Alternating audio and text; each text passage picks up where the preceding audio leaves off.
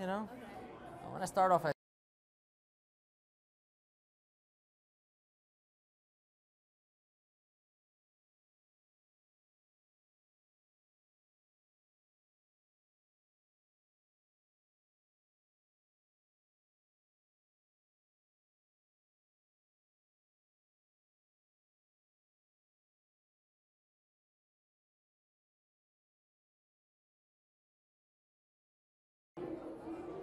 Good evening. Welcome back to Yarchei Kallah Live. What a day it has been. It has been totally action-packed, and you all got a chance to go ahead and see the creative expression, the beautiful artwork, the incredible music, the beatboxing, the excitement, and everything that was around. Be able to find the depths, dig into your depths, and be able to find how you're going to go ahead and create prayer, create a self-expression, and be able to exhibit that in so many different ways. Later on this evening, we will have the opportunity to be able to view a lot of this stuff up on stage as the artists, the performers, the teens of Yarchei Kallah will go ahead and express themselves, express their tefillah, express their davening, express their prayers in the most deepest, heartfelt way that they know how to, through the performances that they have done and they have practiced. We are also in line for a special concert. No, I will not tell you who it is yet, but we are in line for a special concert and a special performance. If you watched earlier, then you might have an inkling about who is here that might be able to make some noises with their mouth and their vocal cords and get the crowd going and excited to be dancing around Jewish music, to be dancing around self-expression, and to be dancing around the excitement of the day.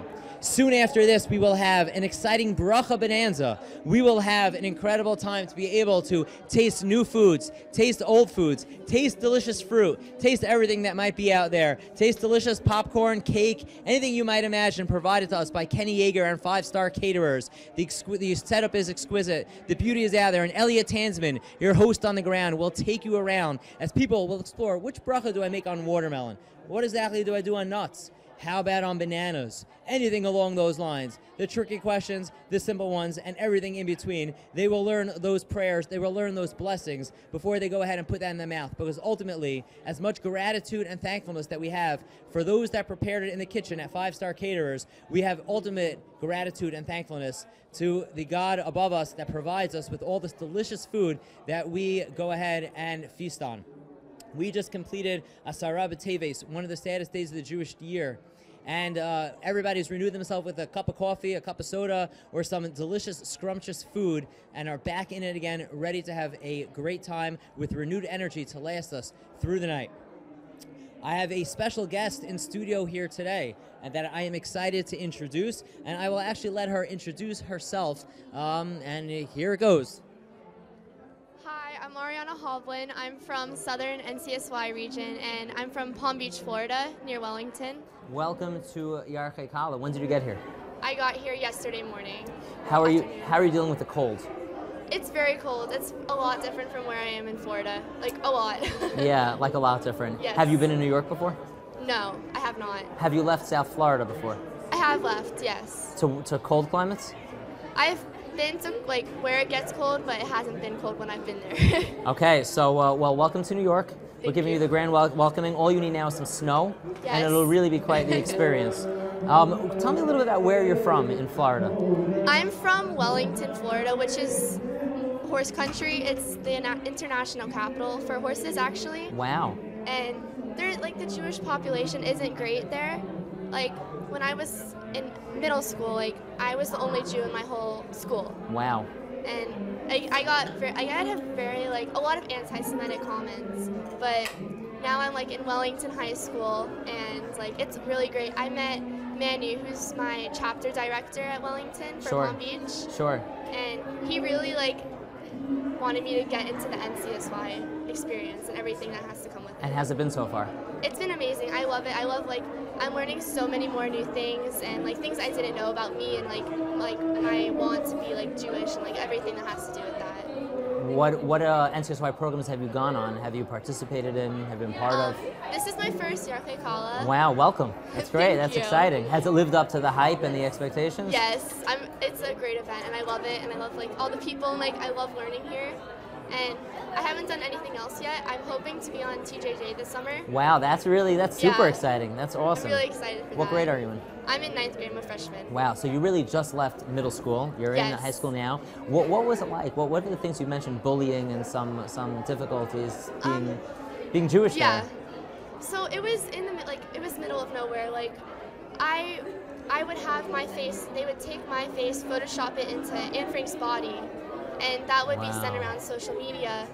And I would just get comments like, "Oh, hey Anne Frank," like the things that you wouldn't Wow. want to ever hear. Like it was really terrible, but it's gotten a lot better for me. Yeah.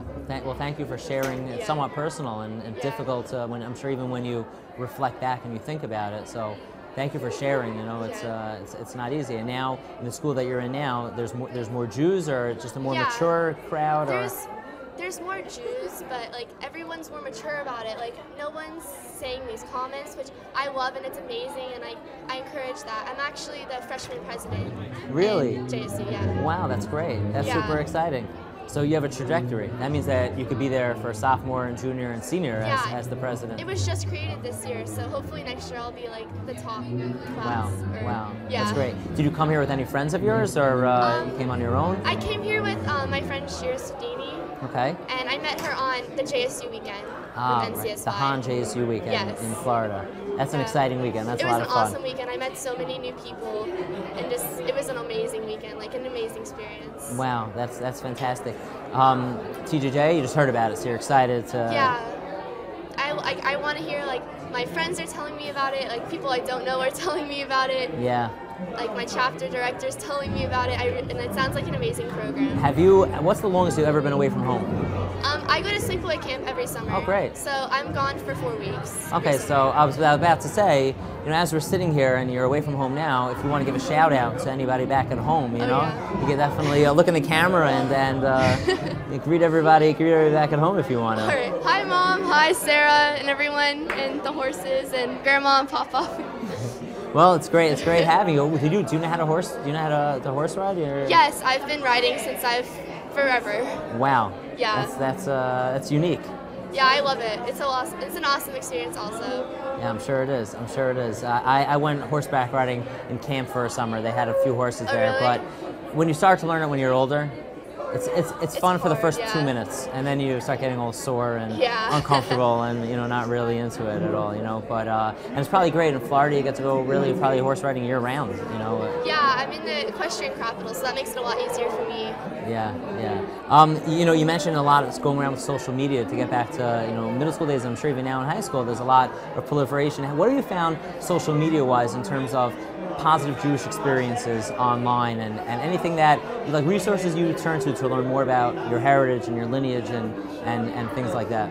We have a program down there. I don't know if anyone like in the other regions does it, but like we can learn and like talk about like to our advisors about anything we want.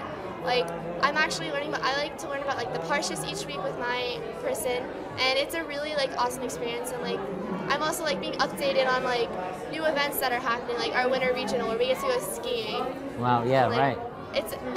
Social media really helps with all that, and I get to meet new people with like their different like strategies and like beliefs, and I love learning about like whoever like has different like things, and it's just like a really good like way to like know people. Like I'm getting to meet so many people here, and I'm gonna get to like stay in touch with them. Yeah, through it's this phenomenal. social media. It's phenomenal. You see here the TJJ family, especially Yes. people that have gone on the program, and they could be from all over the place. Yet they, Florida's a huge state. Yes, There's an up it north, is. there's a down south, there's everything in between. But people seem to know each other, and it's really like Yeah. one big family, which is, It really a is. unique experience and something special. And with the proliferation of social media, that's something that generations ago people were pen pals. If you didn't hear from someone, it wasn't so easy necessarily to get Yeah. hold of them. So it's a special thing. We have to take advantage of the technology that we have. What have you learned so far in Yarchei Kallah? One thing, a high point, something interesting. I learned a lot more about the Shemona Esrei and like things I never knew. By learning what each of the prayers means or the blessings, it makes me really understand like what I'm saying when I'm doing it. Right. And like it makes me appreciate it more and like appreciate like everything of like Judaism, and like I love learning like the different viewpoints of like how Yeah. people like how it means and feels to them. It's unbelievable that we've been here for about a day now, and you've Yes. already learned all that. Yeah, I've learned so much. Like, I didn't think I was going to be learning this much, and like, it's amazing. Like, it's crazy. Like, I love it. It's awesome. It really is. Special staff people, special advisors, you know, really people that just are passionate and dedicated. Which Express Yourself did you do? I did the art one. How was that? It was amazing. Like, it was really cool.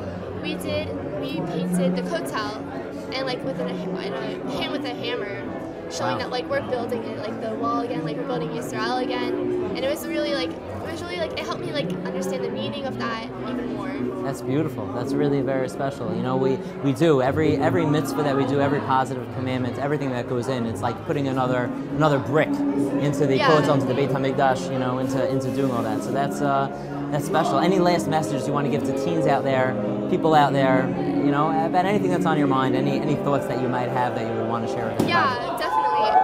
If you're thinking like, oh, I'm too scared to be like doing these things, to go away from home, to not know anyone, you're wrong. Like, it's amazing. Like, I came here not knowing anyone, and I'm glad I came, and it's awesome. Like, I'm making friends that I'm gonna have for a lifetime, and like experiences I'm never gonna have again. And like, I encourage you to do the events that anyone tells you. Like, if you don't know anything about it, like, call someone, like, get onto the NCSY website, like, talk to someone that's in your region. Like, it's totally worth it. And, like, I'm so glad I'm here and I've gotten a part of it. Thank you. Thank you. That was beautiful, and thank you for your time. I know that there's friends out there, there's people out there that you want to be hanging out with, but it's special. It's special to meet you, you know, and you have a very meaningful story. And I hope you continue to have a great experience. And in Israel this summer, I hope to be there, and I hope to see you there having a great time on TJJ. It should be a lot of fun. So there you have it. You know, this is a unique program, a unique opportunity, a unique place to be where teens are growing, advisors and staff are growing, and we're experiencing things on all levels. Things, opportunities that we don't even know exist within ourselves. Opportunities and strength that we find from difficulties that might go on, but it ultimately leads to greater growth in everything that we do.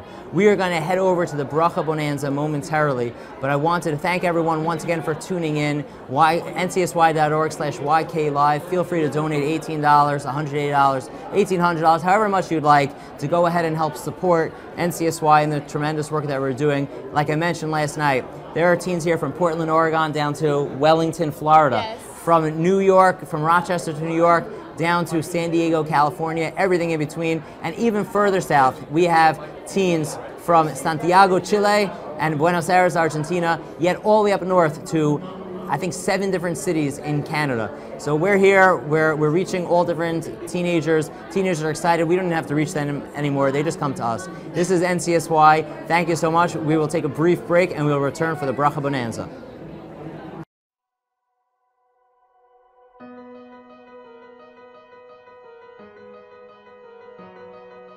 Next Up Israel Internships is the first high school-based internship program in Israel, and indeed it's the first high school-based internship program for Jewish teens anywhere in the world. We have 31 incredible interns from all around North America and 1 from right here in Israel. The interns are working in startups, nonprofits, hospitals, research labs, incubators, accelerators. They're given a lot of autonomy and a lot of space to explore their own Jewish identity and also to explore their career paths. We commute to work every day, explore local culture, and we spend time working right alongside real residents of Israel in their actual workplaces. I wanted to look for something new, and I also wanted a work experience. I think it's really important before college that you have a sort of idea of what you like and dislike. I've always wanted to go in an NCSY program, and so this was like the perfect fit. Let's say you like medicine or architecture or technology. You get your own internship that is geared towards you. I personally love engineering and architecture, so I'm working at an architecture startup at the Israeli College of Engineering. I help 3D design mobile homes, and I also do market research for the future of my company. Back home, I work and I volunteer in offices and hospitals, but this is something different. This is beyond that. It's working in a lab and understanding how they get their drugs and medicine which help the patients. Even if you don't know what internship to do, you can totally get your hands wet in a broad sense. For me, I'm using all of that knowledge of engineering, biotech,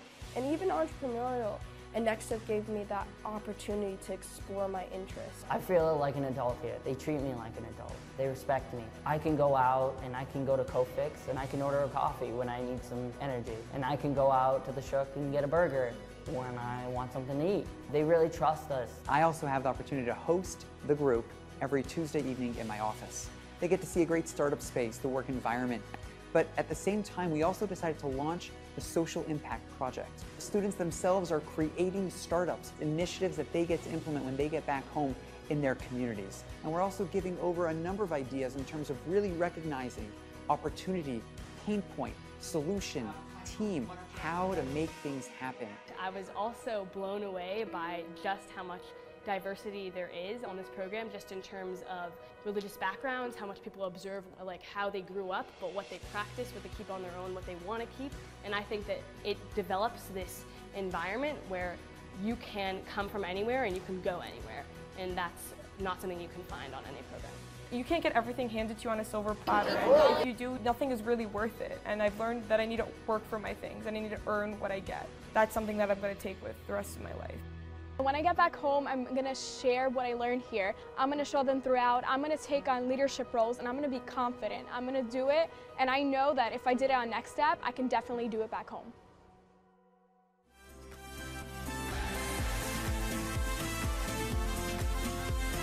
Banana?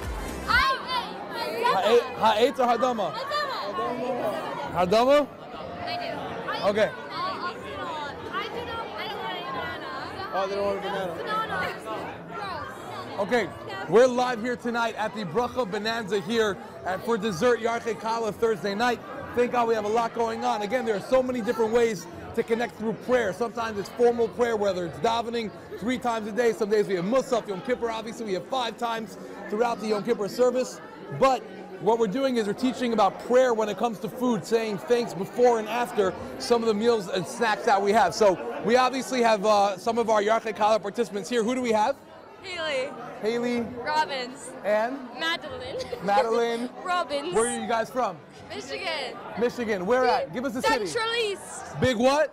East. Big East. Very good. We're here with their advisor. Hi, I'm Eliana Halley. From where? Pittsburgh, Central East. Central East. Thank God. We have so many different, we have TJJ participants here with us. We also have our on-site banana. Part of what we're teaching all the teens is that we want to make sure that they know the different brachas to make. So Joey, what is the bracha that we make on a banana? Dama. Hadama. Why would people get confused? Because bananas grow on a tree. Because bananas grow on a tree, we also consider them a fruit. Most fruits we make a ha'etz, but however bananas, we make a hadama. So Joey, I know you already made a bracha, but tell everybody how good that banana tastes. Pretty good. There we go. Thank you very much. We're going to work our way through the crowd now. Guys, also make sure you get your dessert. Enjoy. We're going to go try to find Cookie Monster also. I'm pretty sure we have a Cookie Monster. Also, I have some very close family friends. I know Talia and Yoni Bardash, you're out there watching. Love you guys. Guys, beep, beep. Guys, who do we have right here? Emma Dector. Where's Emma? Can we find Emma Dector? Guys, watch out. Guys, watch out. It's packed over here. Literally like sardines. No one likes those, so we'll not discuss the bracha that we make. But guys, make sure you know that sardines are fish. They would be shahakol. But over here, it's packed. This is crazy. Who do we have? Anybody want to say hello to mom and dad while we're here? What's your name? Hi, my name is Sif Yarimi. And where are you from? Brooklyn, New York. Brooklyn, New York. And why are you excited to be here at Yarchei Kallah? Because all my friends are here, and it's just so much fun, and I get to learn and have fun. All of the components, the social components, the learning components, the advisor components, everything's great so far. Guys, watch out, guys, watch out. And obviously we have the breast food, hence we are here at the Brachos Bonanza here Thursday night. What else we have? Let's see if we can get some of the shots of some of the desserts. Ladies, excuse me, we're coming through over here. Excuse me, watch out with the cameraman. We're coming through. Wow, we have our senior educator, Rabbi Yisrael Lashak, serving fruit to everybody. Rabbi, what is it about fruit that you love so much? Everything. Everything. Right here we have, I don't know if you can see, we have some watermelon, honeydew, cantaloupe, pineapple, like we said before. We have the bananas, we have grapes. I'm pretty sure we have our in-house local grape. How right the over heck here. did these beautiful grapes come from the ground? It doesn't make any sense to me or those around me. What's your name? What's your name, Mr. Grape? My name is Grape. What's your real name? Yosef the Grape. Grapes. What region are you involved with? Central East. Where do you come from, though, originally? I come from Florida originally. I live next to Chop Chop in Washington Heights, New York City. For anyone who's interested, Yosef's a great guy. Let's make our way through. If you're having your doubts with Emunah in Hashem and God, it doesn't make sense. If you look at a grape, your Emunah will be strengthened. Look at grapes. Look at grapes. It's always about grapes. whatever you use them for. It's absolutely crazy over here. Guys, excuse me. Anybody want to say hello to mom and dad right here live on camera? Hi, Mom. I love you. Hi, Mom. I'm sorry. I love you. See, these are our South American friends. They're spending their summer break here at Yarchei Kallah. Most people here at Yom Hatzias, at Yarchei Kallah, are spending their winter breaks here, their winter break. But guys, say hello to mom and dad. Hello. Wow, hola mami, papi, wow, very nice. From Argentina. From Albany. From upstate New York, thank God. Thank God. We have so much going on, but these South Americans are spending their summer break here with us at Yarchei Kallah. It's amazing. We're going to go around the table. We're going to see exactly what's going on. Let's see what we can do. Guys, excuse us right here. What do we have going on over here? Okay, what exactly is going on over here?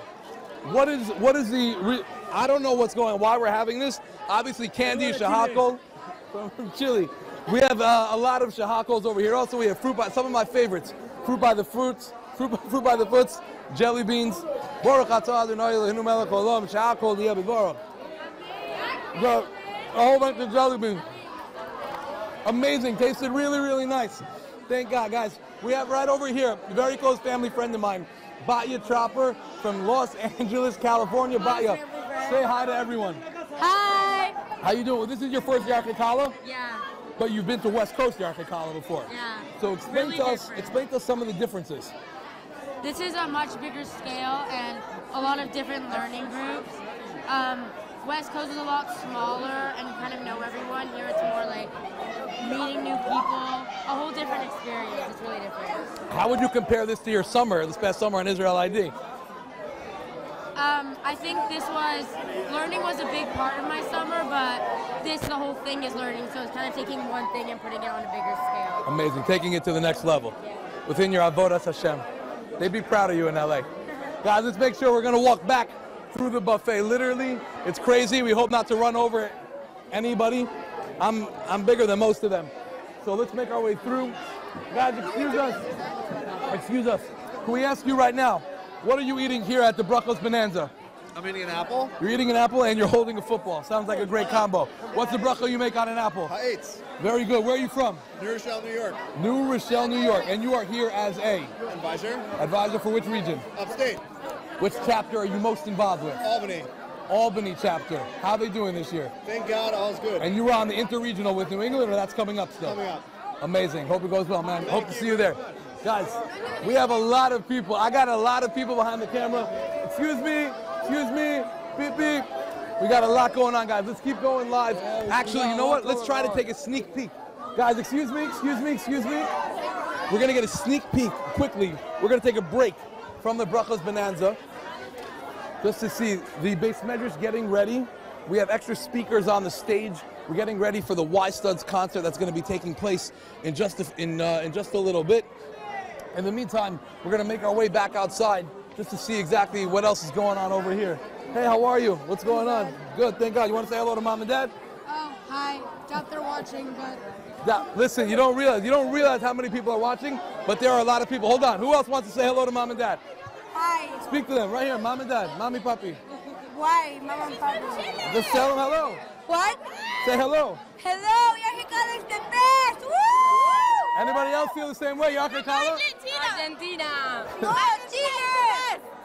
Yarchei Kallah is the best ever! There's a lot of patriotic pride, just not necessarily from the Americans currently here at Yarchei Kallah. You have what to say? Guys, right over here. Go West Coast, go! Go West Coast, go West Coast, go! Go West Coast, go West Coast, go! Go West Coast, go West Coast, go! Go West Coast, go West Coast, go! We have Irvine director Shosh Miller, part of the legacy family here in NCSY. Rabbi Shmuel Miller was the regional director of New England NCSY. His father had worked at NCSY. Her brother is the director of logistics and the city director in Los Angeles, California for the city as well. Thank God there's so much going on. I know there was somebody over here wearing a Cookie Monster costume, and not Kiwi, although with the beard he kind of looks like Cookie Monster. But we have over here a lot of our brownies, our cookies. Obviously, we have so many different people who would have had such savory desserts. Obviously, they were making, what bracha were they making? Here she is. Cookie Monster is back. What are we teaching the kids over here? We are teaching them the bracha of mizonos. And the power of saying amen. This is right here. We're learning it right here at the mizonos table. What is the power of amen? Please tell us The right power now. of amen, every time that we say amen at this station with such enthusiasm, Hashem is saying it times 1,000. He is so happy to hear his children's brachos, and he just wants to hear them over and over and over again. And me and Hannah's position at this table is to do 100th of what Hashem does. So, we will wear our shirts and we will scream and we will make everyone make mizonos until they understand the power of Hashem's ratzon. Thank you so much, Hannah. Any last parting words? Amen. Amen. In one word, amen, right? That's the name of the book. We have all-star advisors, Emma Dector and Hannah Tessel. Hannah was on TJJ last year. Emma was on Jolt this past summer. Thank God, again, a lot of summer representation. We're almost at 1,000 teens for NCSY summer program. So if you're thinking about coming, make sure you sign up ASAP before the program you're going on gets closed out. Again, I think we're going to do one more round just to see if there's anything else that we didn't yet feature. We had our Mizonos table. Obviously, we take a look before to make sure about our ha'etz, as well as our hadama table. We have some popcorn. Depending on which bowl you take it from, depends on which one has flavor, which one's a little more stale. I tasted both. Our banana multiplied. Our banana multiplied. What do they call multiple bananas? A bushel? A bushel? Does that make sense? Okay, we have a lot of bananas. It's nice to see everybody. Mr. Schwartz, our incredible advisor, Davin Mara for us. Thank you so much for all your volunteer work. Let's see what else we got next to the fruit. Guys, let's keep going, keep going, keep going. Who else? Anybody else want to say hi to Mom and Dad? Anybody? Hi, Mom. All the way from Queens, New York. Portland director Meira Spivak, Oregon director Meira Spivak, one of our West Coast co-workers out there. Incredible stuff. Literally, the entire state of Oregon falls under her. There's a lot going on, both Portland, Eugene, some of the other suburbs and cities as well. Really, really amazing stuff. Guys, if anybody wants to say hi to Mom and Dad quickly, anybody want to say hi to Mom and Dad? Mommy! Imani, métale! Hi, Mom. Hi, Abba. How are you? Thank them for allowing, come on. Thank you for allowing me to come to this trip. Thank you for letting me have. Give me 1 second. Let me grab that. Let me grab this. Thank you. It was kind of worth your money. It was. It's still going on, man. It's still going on. What has been your highlight so far? What's been your favorite part? The Judaism. Which part of it? Because that's pretty all-inclusive. The acting. The acting part during the experiential part today. We painted. I really liked the paint. That was really fun. Can I say my favorite part? Yeah, please. What's your favorite part? My favorite part is the Chabura with Ari. The Chabura with Ari Zucker. Are you from New Jersey? Yes. Which chapter are you from? New Jersey. And what? East Brunswick. And which local programming are you involved in? So JSU's Latte and Learning. Tell us speak to us about your involvement a little bit. I'll do it. She got it. So, East Brunswick High School JSU Club, super fun. We do ice cream and inspiration at Cold Stone. I really enjoyed that too. Yeah, that's pretty much it. Have you been on any regionals in the past? I went to a reunion, a TJJ reunion, a Shabbaton. You were on bus 6 this past summer? Amazing. Tell us about that. Who was your bus director? Who was your favorite advisor and favorite activity? Ari Zucker is the best person I have ever met in my life. He made the summer. Watch out, boys, guys. Watch out, watch out, watch out. So Ari's your favorite advisor from the summer. Okay, I agree. I mean, the summer, it was just amazing. It was the best summer of my life. It changed my life. Amazing. What was your favorite part, favorite activity? We went to Eilat, and we did like banana boating. That was really fun. Let me think. We walked through a cave, in water. It was super dark. That was fun. Kiskio water tunnels. Yeah, amazing stuff right outside the old city. In Jerusalem? Yeah. I love the Kotel. It was just, we went there a bunch of times and it just meant a lot to everyone.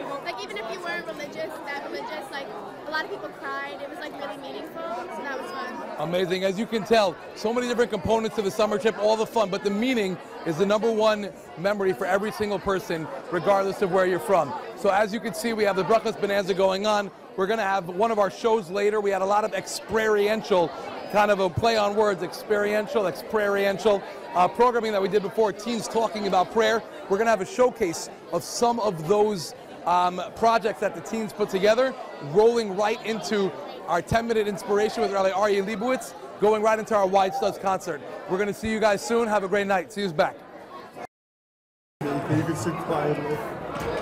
Welcome back to Yarchei Kallah Live Studio. What an experience we just had at the Bracha Bonanza. Going around with Elliot Tansman, meeting some great teens, meeting some great advisors, and even meeting a great banana over there.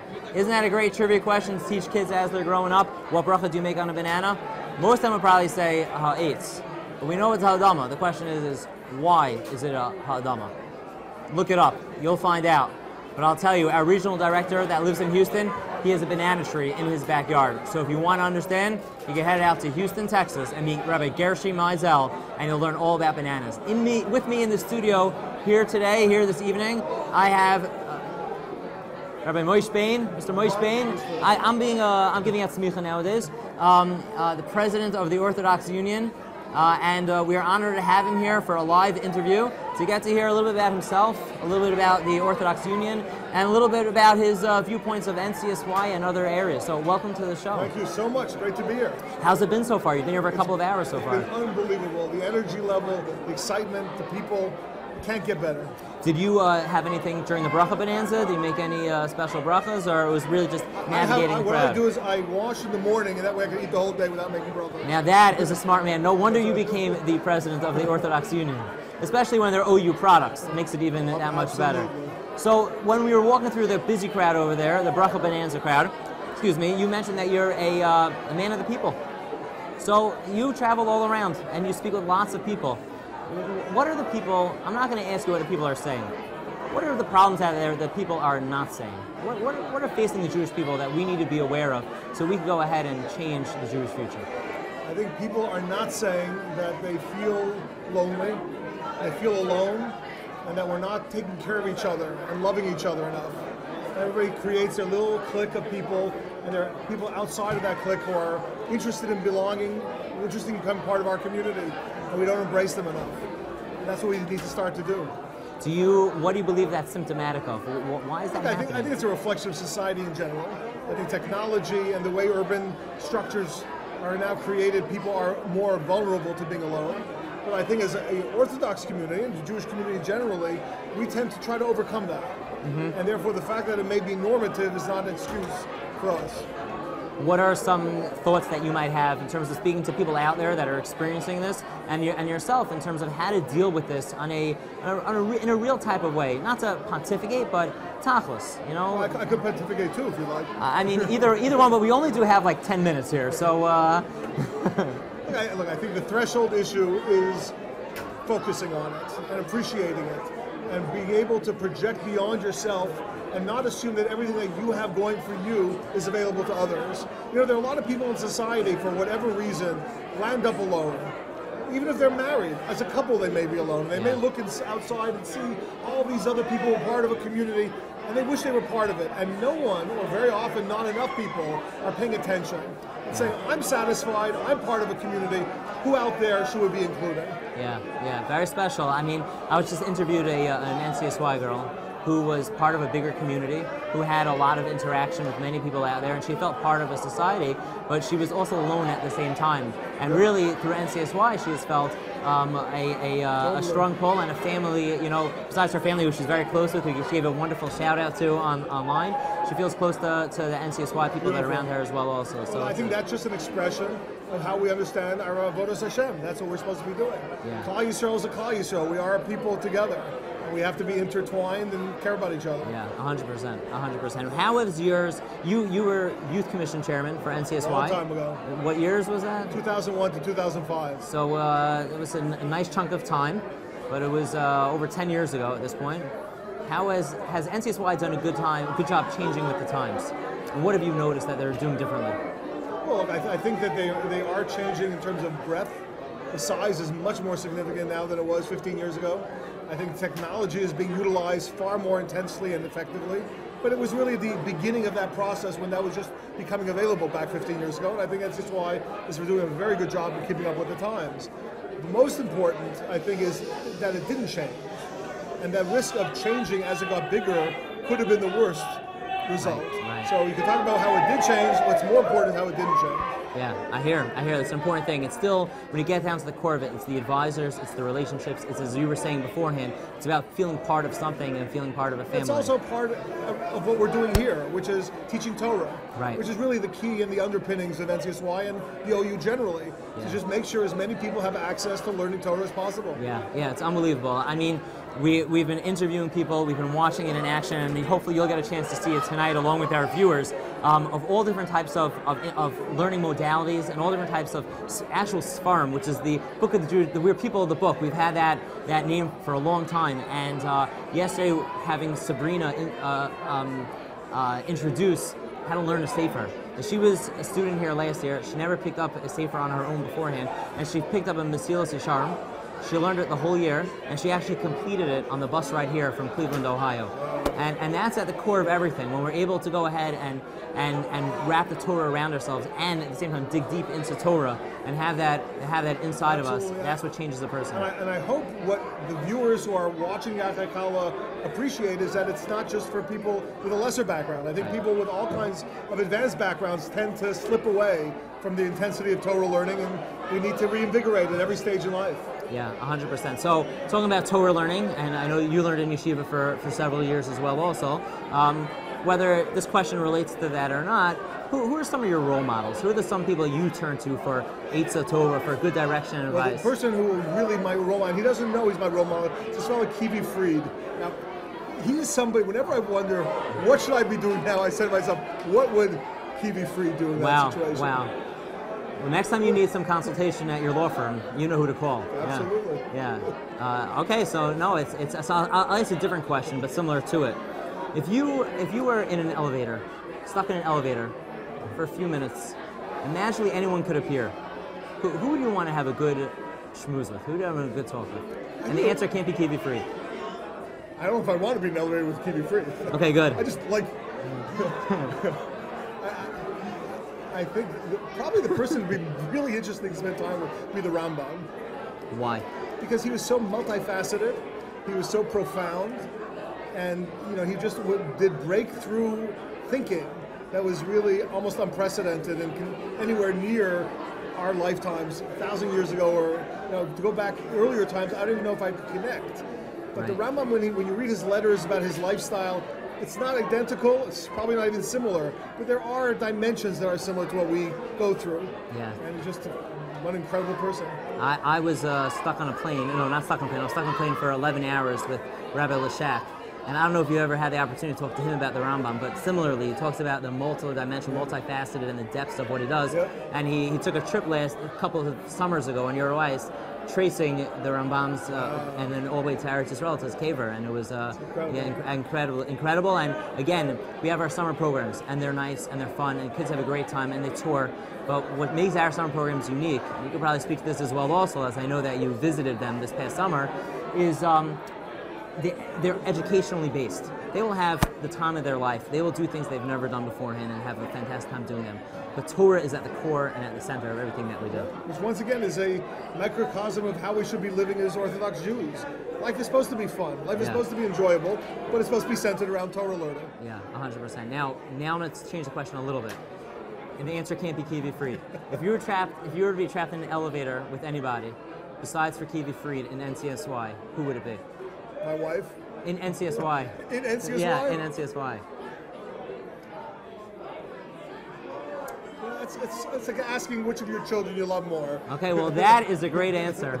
So I'm not even going to ask you which department is your favorite in the Orthodox Union either. I think we all know the answer to that. Any final words you'd like to leave the audience with? Thank you so much for everything you're doing and for the inspirational experience that I'm enjoying together with my family here. Thank you, and thank you for everything that you do. It's really, I 7 years ago I had the opportunity to interview with you in your home, and that was really my introduction to NCSY in a lot of ways. And everything that you told me, it's been even better than that. And it's been really great, and really has helped me. I often reflect back to that conversation. I don't know if you recall it, but I do. and it's helped me manage myself and manage my growth and manage my focus within the organization. We appreciate you enormously, so thank you. Thank you. Thank you very much. Thank you very much to the viewers out there. We had a privilege to spend some time with President Moshe Bain. He loves it when I call him that. But it's going to be a fantastic rest of the evening. Coming up soon, we will have a special production from all the people that have put together their incredible expression of their tefillah, how exactly they relate to it, from artwork to beatboxing to writing poetry and everything in between, going ahead and taking the tefillos. It's an unbelievable thing because we have Chazal that have made tefillah for us, that wrote the words, and now these teens are taking the tefillah that Chazal wrote for us and they're putting in their self-expression, which is really tefillah in and of itself. And we're excited to be able to go do that with a special live performance with a group that you will get to meet very soon. Please don't forget to go to ncsy.org/YKLive and continue to participate in this important fundraising campaign to support all the teens that are with us from the entire Western Hemisphere. It's been an incredible opportunity with tons of energy, and we look forward to seeing you again very shortly. Thank you very much, and talk soon.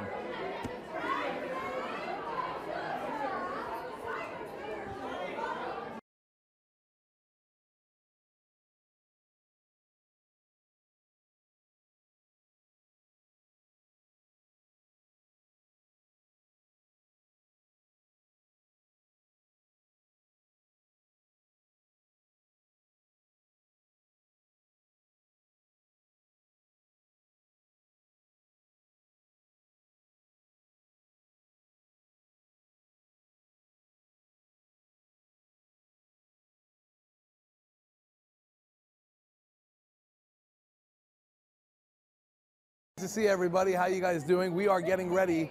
We're getting ready. I guess we'll continue a little bit later. We are going to be live streaming what's going on. Right now we're getting ready for the show. So if I can explain what that means, we have about it's a three-part show. We had a lot of experiential education type of programming that was happening earlier today, where teens were able to express themselves through different methods, whether it was through a drum circle, through a stomp session, through singing, through dancing, through their art. There are different ways that they're able to connect through prayer. We had one where they were designing surfboards as part of a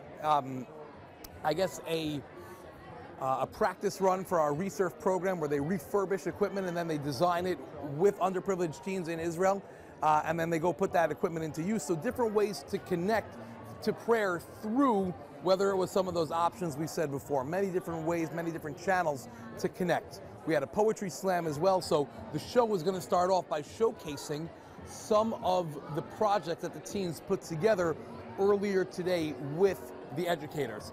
Then we're going to move, where we have 10 minutes of Torah, 10 minutes of inspiration from Rabbi Yarchei Kallah. He's very famous on YU Torah and some of the other Torah content websites that you can learn all over the place, and you can download a lot of his stuff. Really incredible educator, mechanech, inspirer. He's going to be speaking to intro 10 minutes of Torah, and then we're going to have 2 10-minute slots. And we're going to have, you'll see as we get there, signs posted all over the room, making sure that teens know where they can go for a 10-minute injection of inspiration on any given topic. Then we're going to have part of the show, I guess the final encore and the final performance will be a performance from the a cappella group, the Y Studs. So we have a lot going on. We're very, very excited. As you can see right now, everybody's starting to come into the room. We're going to pump up the music here in the room. We're going to get everybody started. At a certain point, I'm going to head up on stage. You'll see exactly what's going on. Right now, we're just going to scan the room and see what's up.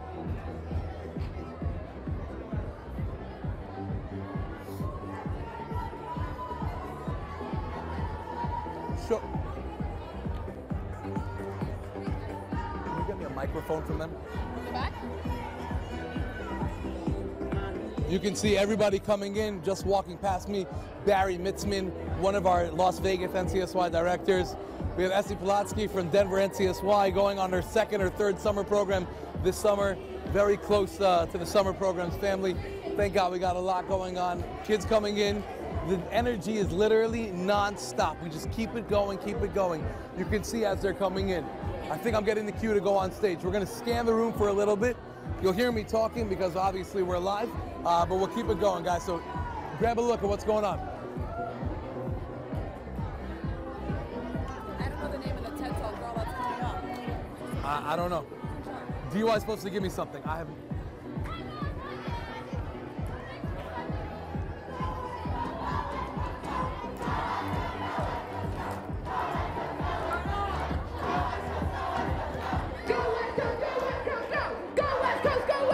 You can see we got a lot of regional pride as well.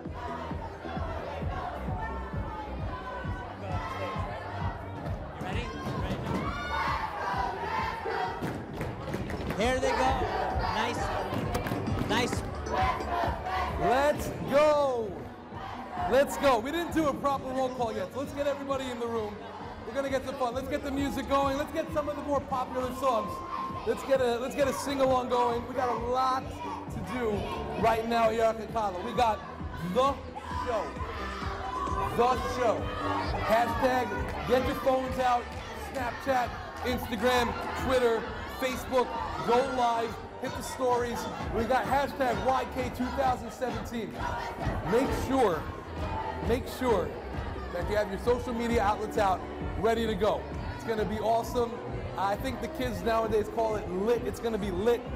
So let's make sure we're in for an amazing show for tonight. 3-part show, Act 1, Act 2, and Act 3. It's gonna be absolutely off the chain. What's up? What's up?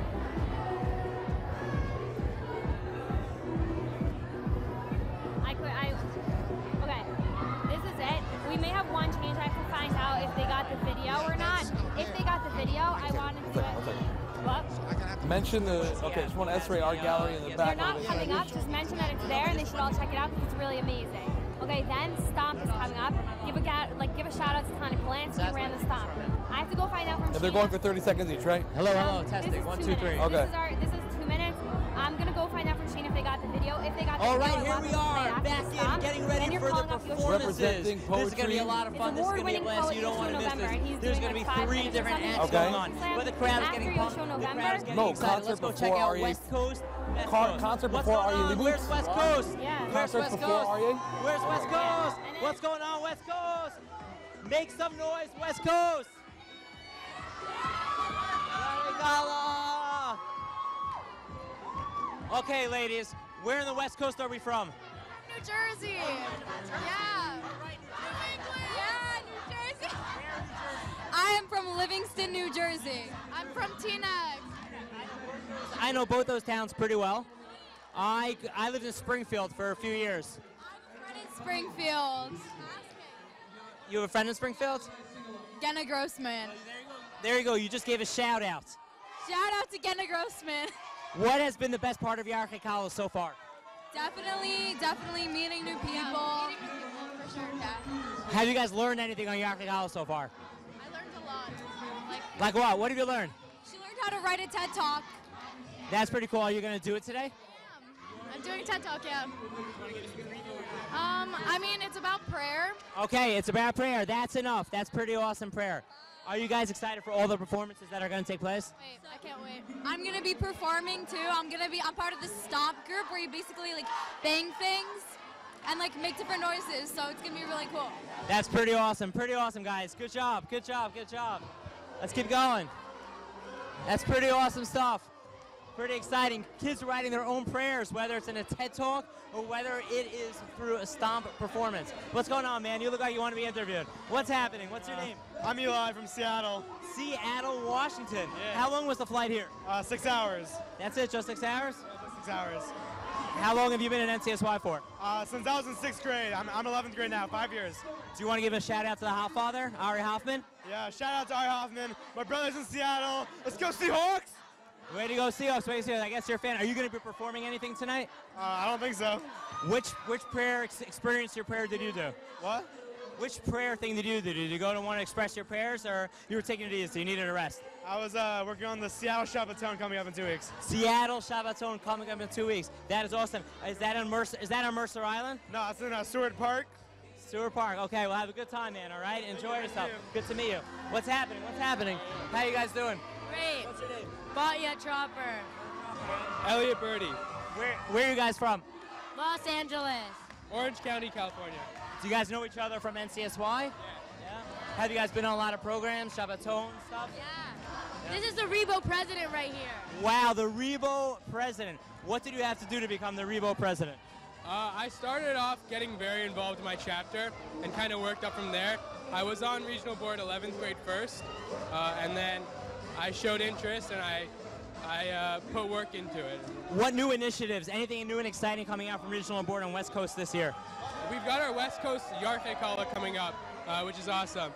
So we're excited for that. Are you going to copy anything that you learned at this Yarchei Kallah there? Probably, yeah, because this is great. Awesome, awesome, great all around. And you're on board also, or you just? Daily board. What have you done at Daily Exciting. We do like different events, and we're doing hopefully a Shabbaton soon. And yeah, it's great. Have you guys gone on any summer programs? Yeah, which summer? Israel ID. So fun, amazing, yeah. I went on Build. Wow, look at this. Regional board, chapter board, summer programs, it doesn't get better than that, and Yarchei Kallah 2017. Keep rocking it, have a good time, guys. Nice to meet you. Here we go, here we go, here we go. Get ready with Chile. Chile? Chile, yeah. Chile!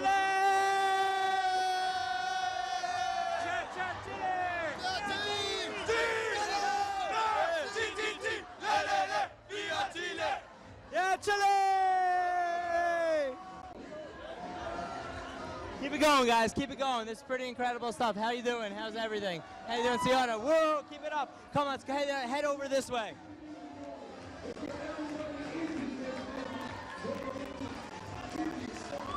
This show is going to start soon. The crowd is getting rowdy. The crowd is still packing in over here, but we're having a great time. The Chile crowd is really taking it over here. It's great to have South America around. Let's go find ourselves a few more teams.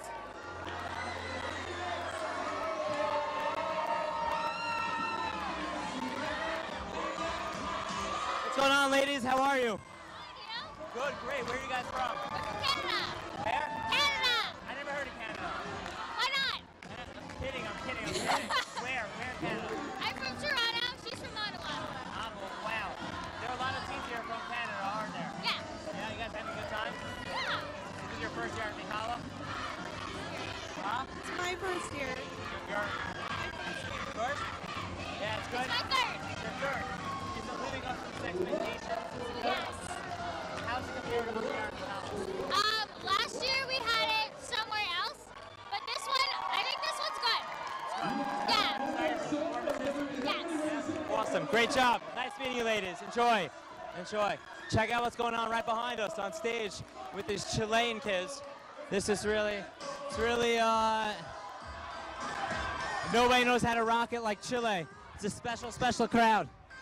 I want to spend 1 minute with a special person who really is behind the scenes all the time, usually behind the camera, but right now he's in front of the camera. Rabbi Josh Weinberg, who is the graphic design, multimedia, visual, marketing, PR, everything expert within NCSY. Genius. Josh, any words about, you've been attending how many Yarchei Kallahs now? This has got to be my 7th, 8th, something like that. And how does this stack up against the others? Amazing. It's really, we're getting bigger every year. We got, I think, 400 teens here this year, and it's really amazing. Amazing production. Amazing production. Is there any Torah that you've imparted on the teens here, or any Torah that you would like to impart on the teens or the people listening out there? I've never learned Torah before, so this is really my first experience with them. Well, thank you very much for those encouraging words, Rabbi Weinberg. And we look forward to continued interaction and watching more of your videos from past years.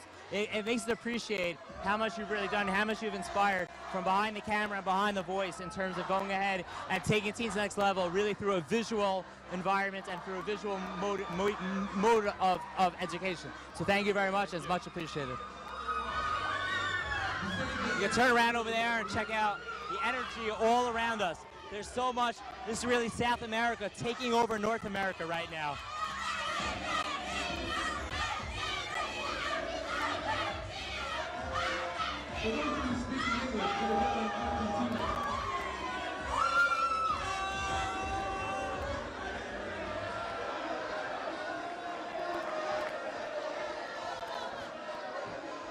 All right, the performance is getting ready.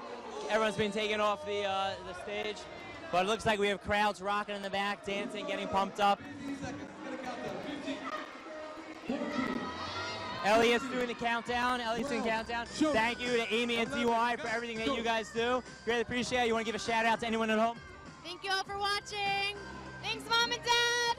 There you go. These are the people that make it all happen. Without them, we wouldn't have anything. They're the ones that go ahead and make sure that the program's on track, everything's done the right way, people are comfortable, people are happy, and we have a lot of gratitude to them. What's going on? How are you guys? Good, very good. Good, good. What's your name? Lizzie. Lizzie. Khali. Manu. Welcome to Yarchei Kallah. Where are you guys all from? Savannah, Georgia. Savannah, Georgia. That's pretty awesome. How many Savannah Georgians are here? Like 5. 5. How many kids are in your school there? Do you go to a Jewish school there? What type of school do you go to there? Public school. You go to public school.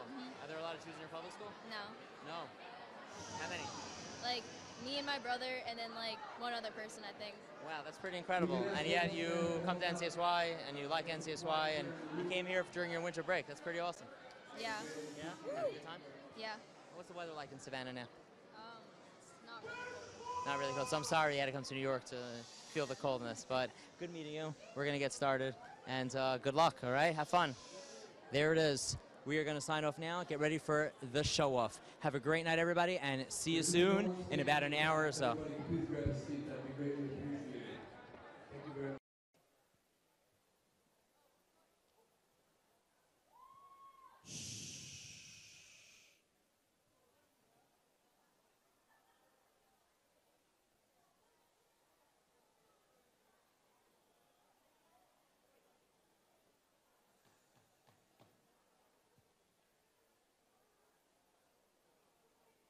If we can have all the staff and teens with their undivided attention, that would be greatly appreciated. Thank you.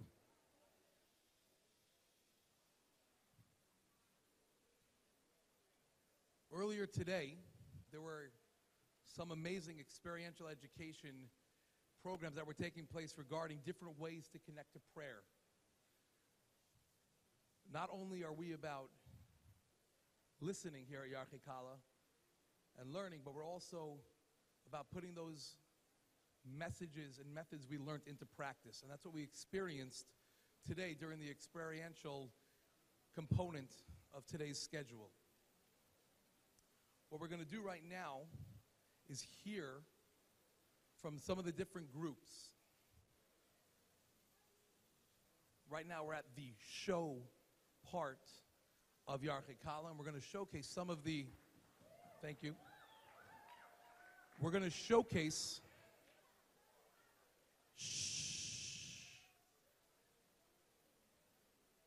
ladies and gentlemen, we're going to showcase some of the projects that took place today. So before we start, I just want to mention that the Shmona Esrei Art Gallery is in the back part of the base medrash. Please do not check it out now. Please do not check it out now. We want everybody to stay here, but please do be mindful.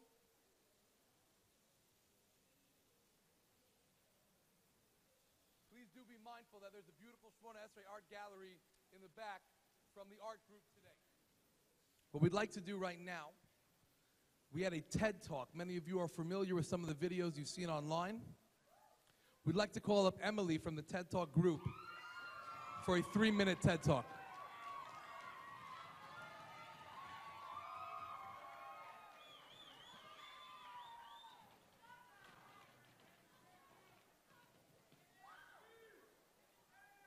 Summer 2016. I went on TJJ and had the best summer ever. 4 weeks of prayer workshops, chaburas about Shema, about Shmona Esrei. It was literally the best experience. I was making lifelong friends, all while traveling through Israel. Like, who would want to leave? I didn't want to leave.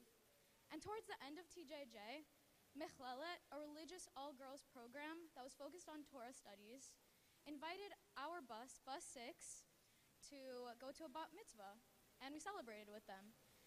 Towards the end of the party, a woman named Ayala told me and my friends, she offered us and told us, would you guys want to stay on Mechelet for 3 more weeks?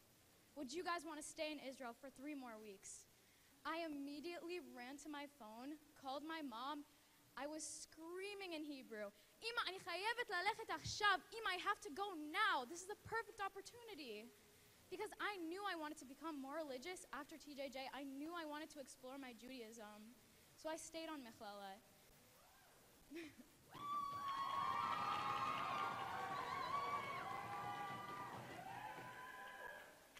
And on my second night of Mechelet, Kabbalat Shabbat davening really opened my eyes to a new world full of passion and love. What I mean by that is I've never really attended a actual Shabbat davening. Now, yeah, on TJJ, they taught us how to pray. We attended prayer workshops, and it was great. I learned a lot. But actually seeing 100 girls and rabbis pray and daven to Hashem, that was like mind-blowing to me. They were davening with so much kavanah, so much intention, so much sincerity, and I was shocked. Some of them were crying. Some of them had their eyes closed. They were steiging like my mind just blew. How could you have a relationship with someone, such a close personal relationship with someone who you didn't even know, who you couldn't even have a face-to-face conversation with? This is something that I've struggled with, and at the time, I really didn't know how to grasp it, but I knew I wanted to. I knew I needed and wanted to have a relationship with Hashem. So something I did and realized on Mechelet is that I have to learn how to appreciate Hashem. And yeah, I understood the words in the Siddur, but that wasn't enough for me. I had to connect to Hashem. And how I did that was when I davened, I thought about everything that I love. You can do the same too, because we all love our family, we love our friends, we love Israel, and that's what I thought about when I davened. I appreciated Hashem and everything that He has given me. He has given me health and happiness and the people I love, and that's how I connected to Him. That's how I built my relationship with Hashem, because Hashem, having a passionate and close relationship with Him, He'll never leave your side. He's always there with you no matter what. And that's what I found the most important. So I challenge you, whether you're a rabbi, a private school student, public school student, YU student, anyone, to develop your relationship with Hashem on this Yarchei Kallah, to think about everything that you love while you're davening and see how much Hashem is really like always there for you and how much good He gives you. And I want you to thank Him and continue building your relationship with Hashem, because like I said before, having a passionate relationship with Him is all that you really need to really have kavanah and sincerity when you pray. Thank you.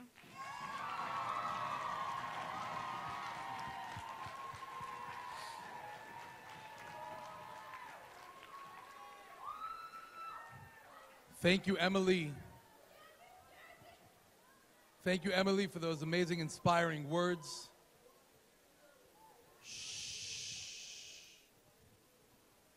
We now want to start with a thank you.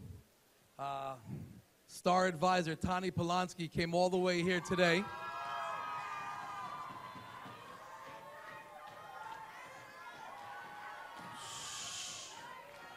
Just to run the Stomp group. We're going to call Tani and the Stomp group up right now for a showcase in our show-off.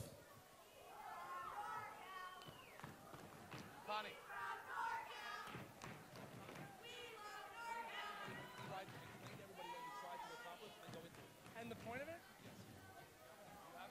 What? What? Can you mention it's a 5-minute production and that we're Topanga? Okay, you want to say? Yeah, sure. Hello. Hi. I'm Elijah. No. So, we're the Stomp group. What's our name? We are Topanga. Woo! Yeah. Ladies and gentlemen, give it up for Topanga. I love you too. Okay, let's go. Okay. Take it. Go. Yeah, I'll take this. Wait, where's my drumsticks?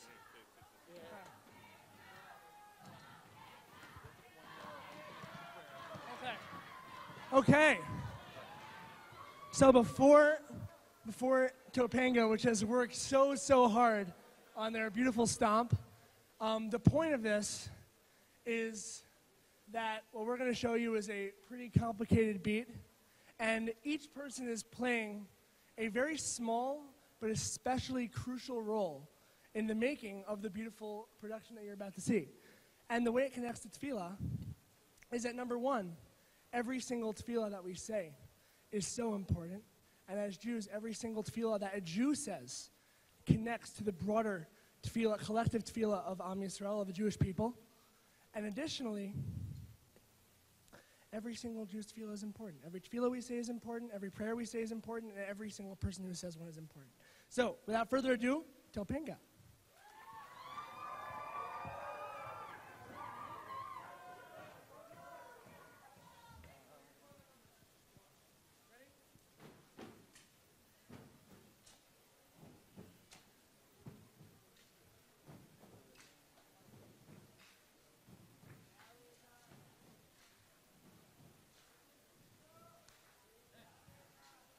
Video, right?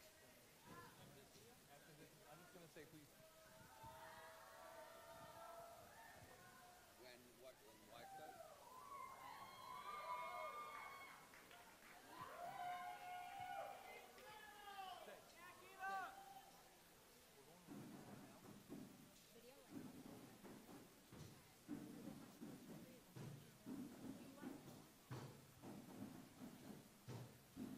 Leave them like this. This is great. No, this is great.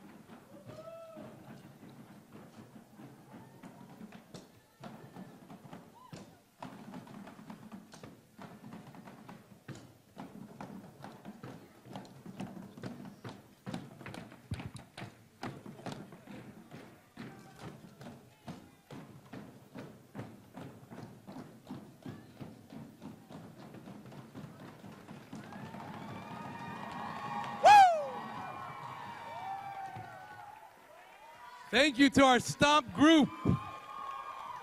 And again, special thank you to Tani for coming all the way up just for the incredible Stomp production.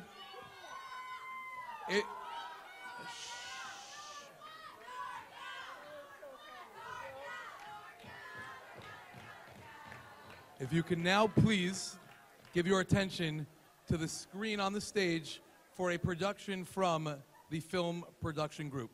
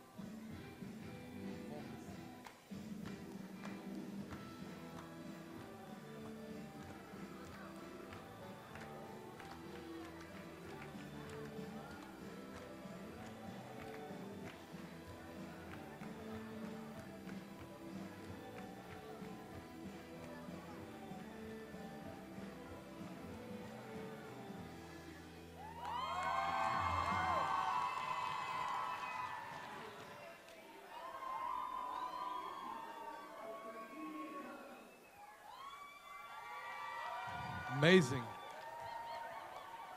Calling up to the stage now for a presentation from our Poetry Slam group, award-winning poet Yoshua November.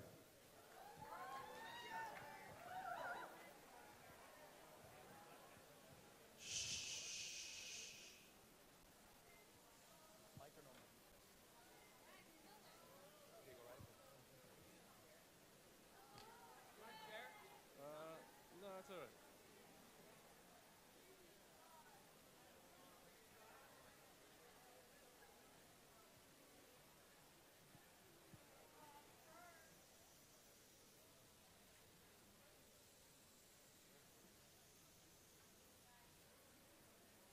Good evening.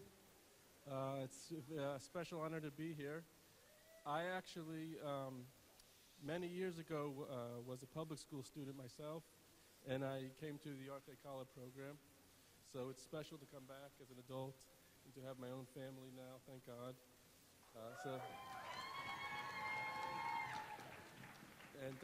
Just as I was waiting to get ready, I was learning with my son on my cell phone. So I bless everybody here. They should have a Jewish family, and they should be able to learn with their children and pray with their children, and have blessings for only open and revealed good in all things. So the first poem, I'll read two poems. This is called Balchuvas at the Mikveh.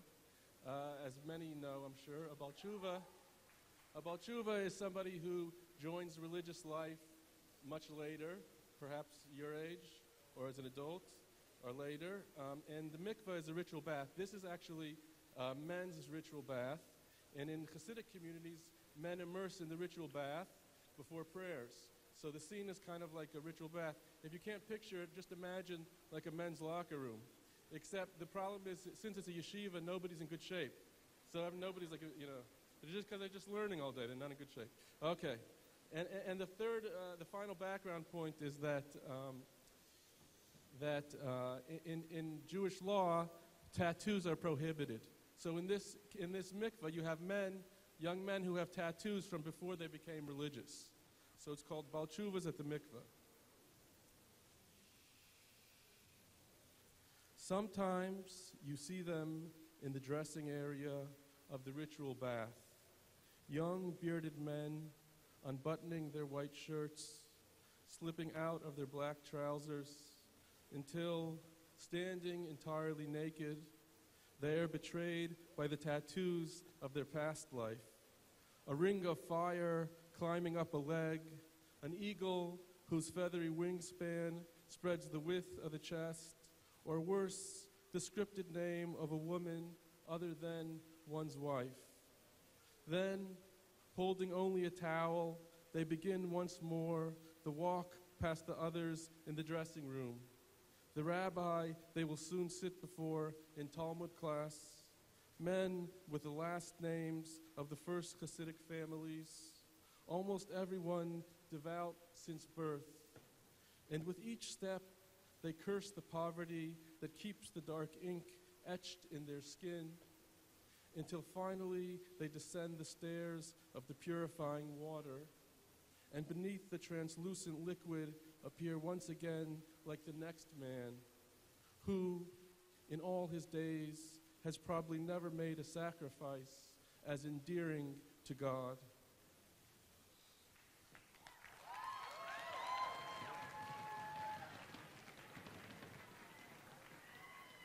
Okay, one more poem, if you could handle it, just one more. This is a poem called One of the Few Jews, and I'm reading it because it's about prayer, and also it's written about when I was myself a high school student. So hopefully I've grown somewhat since then. So I did something bad in the poem, but I think that I've improved since then. I don't think I would do that anymore. Okay, anyway, it's called One of the Few Jews. One of the few Jews on the R&B scene, he played keyboard for the Marcells of 1961 Blue Moon fame, until a voice called him back to the God of his forefathers in the middle of a nightclub solo. Drifting from job to job, he taught algebra in the Jewish day school, tapping his black loafers beneath the teacher's desk. And on the Sabbath, he sat in the front of the synagogue, praying the silent prayer longer than the other men, asking forgiveness for his former life on the road. And because he was a kind-hearted man who pitied the slower students, his voice would rise, obvious to whom? When the others complained, he had reviewed the equation one too many times. And before holidays, when only a few students would attend, he'd pull out a red book he kept in his desk and read to us the story from the Talmud of the highway robber who transformed his life and married a great sage's sister. Once, as he turned his back to leave the school building and walk home, I slipped the peel of a banana he had just given to me into the opening of his worn leather briefcase. And because I was in 10th grade and he was my teacher, the universe of the small rented attic where he opened his bag to see how his kindness had been repaid did not exist for me. Its absence reinforced the next day when he said nothing in class. After I graduated, I heard that he had married one of two blind twins from his hometown who also played the piano. Then suddenly, he disappeared without a word. No one in the community ever heard from him again. Oh, Mr. Males, can it be that a soul descends into a body, asked to fulfill a mission it cannot complete? This world is cruelest to the best people. Please come back, Mr. Males. Your wife is silently waiting before the piano in the foyer. Your seat is empty in the front of the shul. And you were the only one in the whole synagogue who knew how to pray. Thanks. Thank you for listening.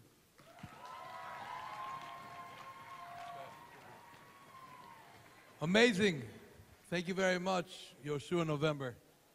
What we have right now is the second act of our show-off. Please welcome to the stage, the White Stars!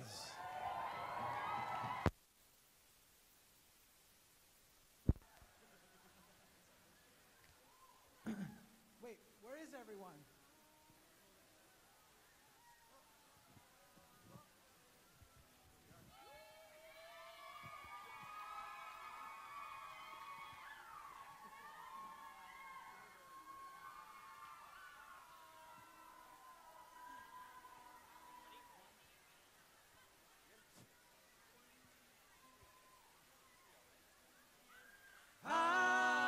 Nisim v'al hapurkan v'al hagevurot v'al hatishuot v'al hamilchamot she'asita lavoteinu bayamim bahem bazman hazeh. Let's make some noise. Clap along. Let's go.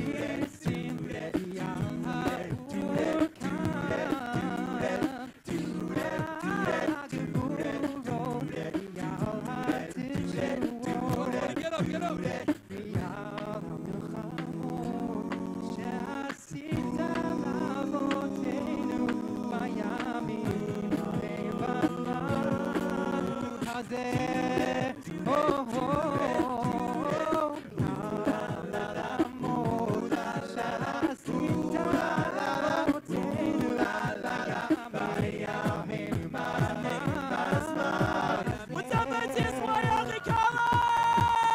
Woo! Okay, you guys ready to sing with us? Anybody who was with us before, you gotta help out. Ready? Where are my lower registers in the room? Let's hear the lower registers. Ready? You're gonna be doing this, following these guys. Ready? 1, 2, 3.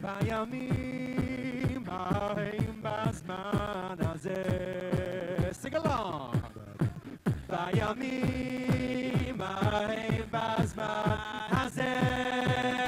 You guys try that. Ready? Let's hear you guys.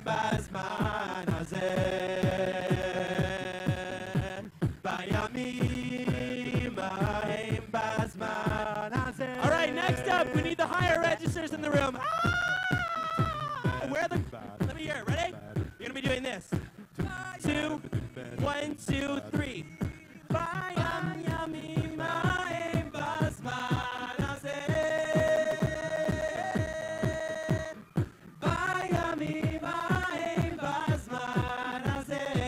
Try that one. Try that one on for size. Ready?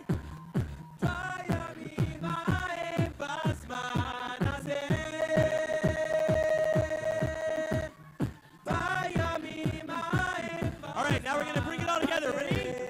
2, 1, 2, 3. Bayami, Mahem Basmanase. Bayami, Mahem Basmanase.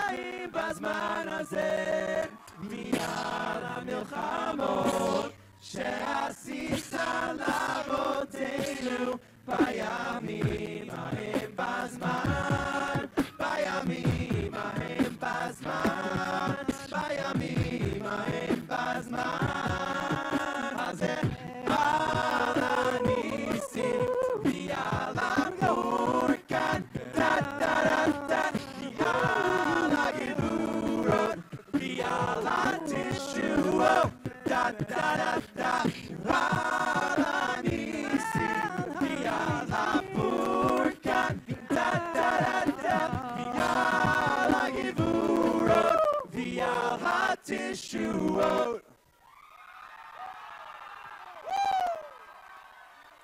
Thank you so much. Hello, NCS. Woo! We are Y Studs Acapella, a Jewish acapella group from New York City.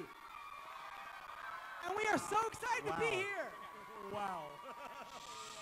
I don't think I can hear you guys, honestly. We're so happy to be here. Let's hear it for you one more time. Yarchei Kallah. Awesome. Feel free to take your seats. Of course.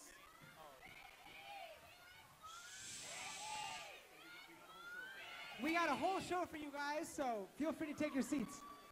So as an a cappella group, people ask us a lot of different questions. Some of the questions that people ask us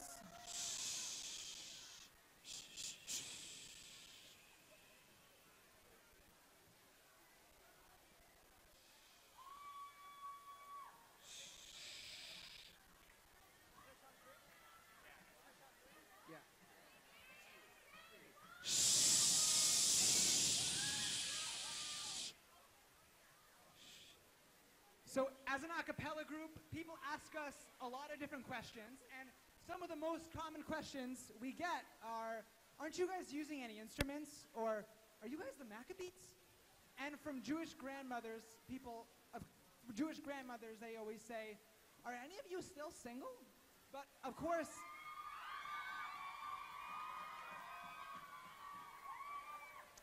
the most common question we get is, why is the name of your group Y Studs Acapella? Well, the answer is simple. When the group was formed 7 years ago in Yeshiva University, the founders of the group shortened the phrase Yeshiva students to Y Studs. Because obviously when you hear the word studs, you think, that must be short for students. But that's been our name ever since, and we're having a lot of fun. Is it hot in here? Is it just me? I think we're going to take off our jackets.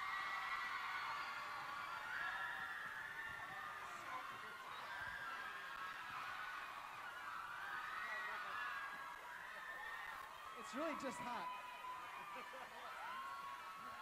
Hold on to it.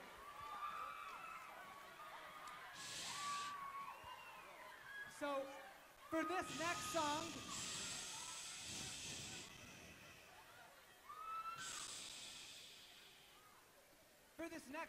I know a lot of people here did a couple different workshops today, and we had a great time with the people in our workshop, and we'd like to invite all the people that were in the a acapella workshop and the beatboxing workshop. Come on to up. join us Come on up. for Where's our my Woo! Sopranos? Yo, no mic, no mic.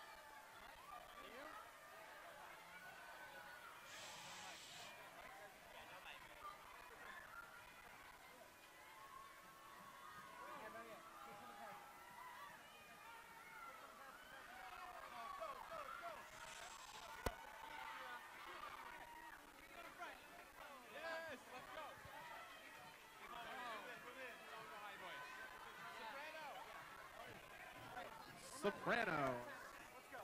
All right.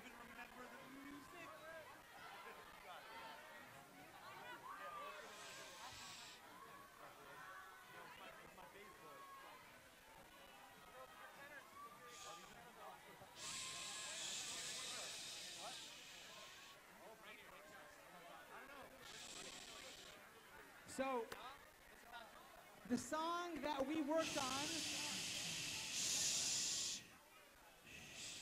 So the song that we worked on as a workshop is called Lu Yehi, and it's a combination between Jewish and secular, Naomi Shemer and the Beatles, and we hope you guys enjoy.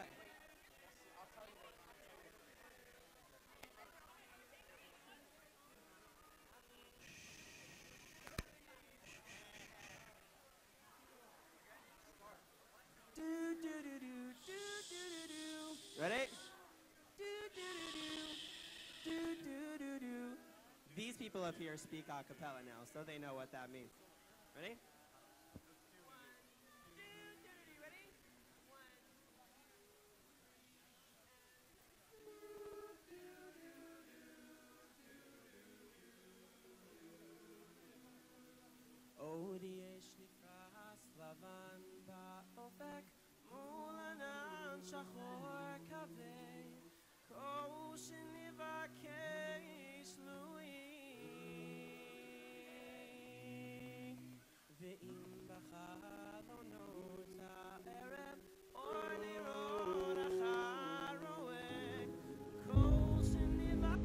Jolt Israel is a premier leadership training program where we take kids who are either leaders or emerging as leaders with real leadership skills, and we teach them how to take their leadership skills and ideas from inception to fruition. Everything we do on Jolt Israel is geared towards and focused towards this component of teaching leadership. What our Jolters were able to do is we're able to provide a framework together with Zichron Menachem for a camp here, a beautiful location, Kibbutz Levi. Zichron Menachem is one of the largest non-for-profit organizations in Israel that really takes care of everything for families that are unfortunately going through a situation where one of the children in the family is suffering from cancer.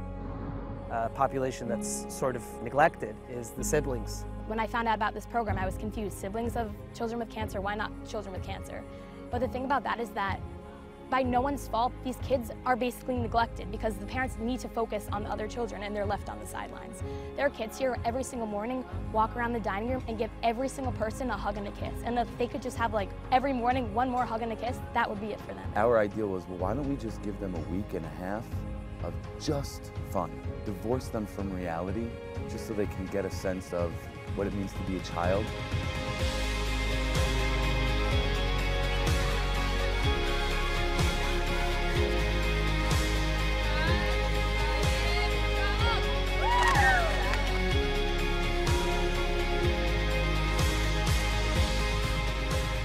The incredible thing about Jolt Israel partnering with Zichron Menachem is that we learn about leadership skills that we can apply to our own life, and then we have the incredible opportunity of applying those skills to this summer camp with all these kids who really need the love and attention that we give them. When I was younger, I lost a friend to cancer, and remembering how hard it was on her siblings, on her family, like what they went through in her few years of treatment, it made me want to take that and make a difference in someone else's life, remembering what they went through. I never thought that I would come in and just be able to have a connection with someone who's from a totally different country, who doesn't speak the same language as me, but that's exactly what happened. They come over and they embraced me, and they were so warm and friendly, and they gave me a hug like I was their own sister, and that's what it was, Machaneh Achi Achi. We're really siblings. These kids, they've like really become like a part of like who I am. When I came to the camp, I really wanted to make a difference in these kids' lives, and I really hoped that I did. But I don't think I really realized how much they would make a difference in my life. My big problems really aren't so big to really little problems, because there are people in the world that are going through much harder times than I am.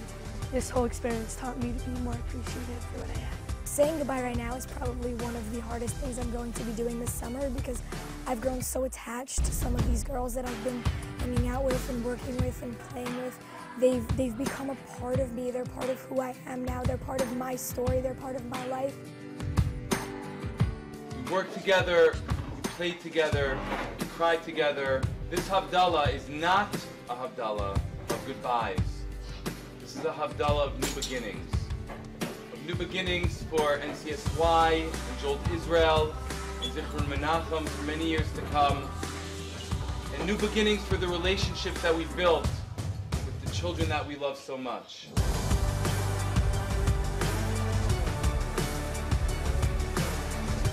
הילדים כאילו לא רוצים לחזור הביתה.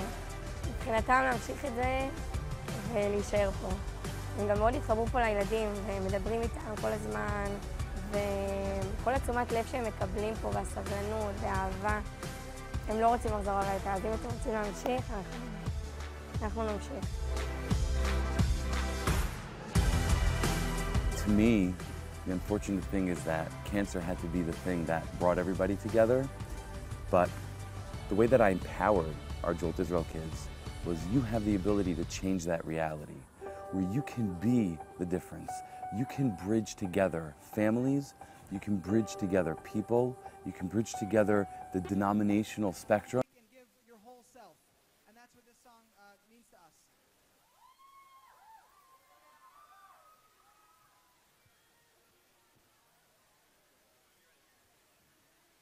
Doom bop bop doom bop bop doom bop bop doom bop bop doom bop bop mishkan nefesh adar kivodo mishkan mizbeach chasim lekarnei odo bilvavim mishkan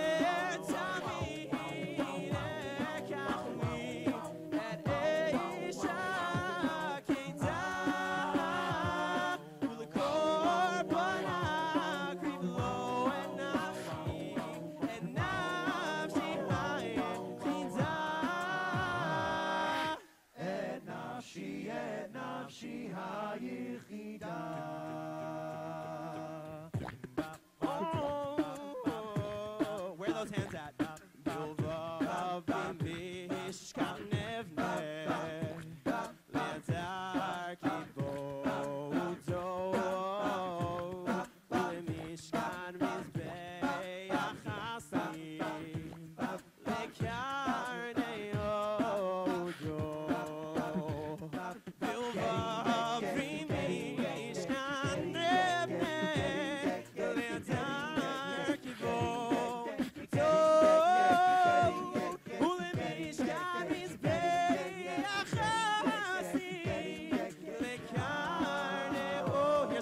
Guys, ready?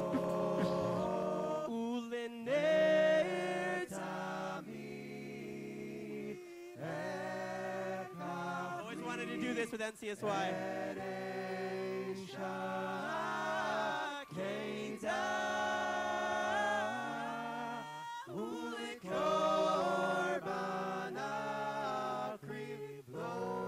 Feel it in the room, guys.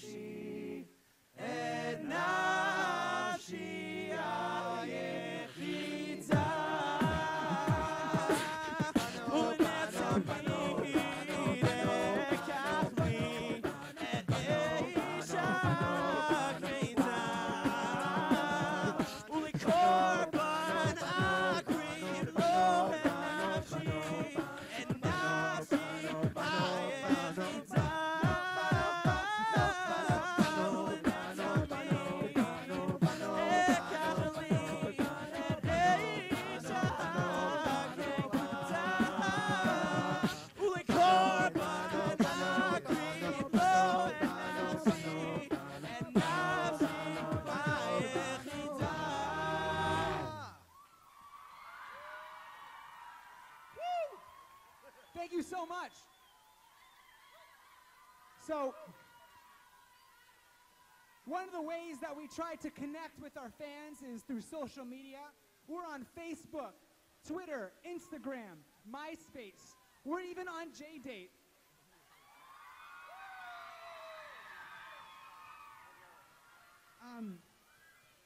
But, of course, we love to interact with high schoolers and audiences of all ages. So right now, please, everyone, take out your cellular devices. Right now. Take out your Go to devices. Instagram and type in YStuds Acapella, and please give us a follow.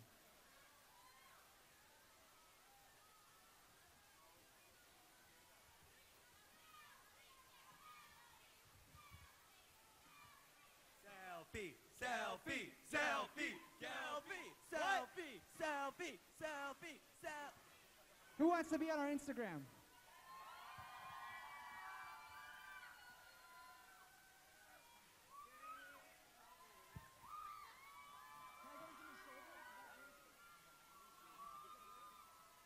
Smile.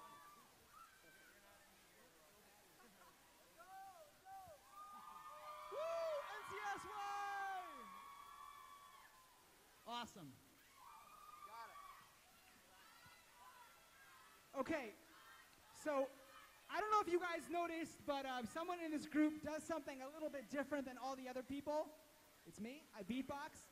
And as you heard earlier today and in my workshop, beatboxing is a lot of fun. And it's really cool to use your mouth to create all these sounds. But as an a cappella group, we do one thing that no Jewish a cappella group does. Do you guys want to know what that is? Well, check it out. When I say Yarchei, you say Kallah. Yarchei, Yarchei. When I say Yarchei, you say Kallah. I didn't say it. I didn't say it. I didn't say it. Okay, guys, remember that. Remember that. Remember it.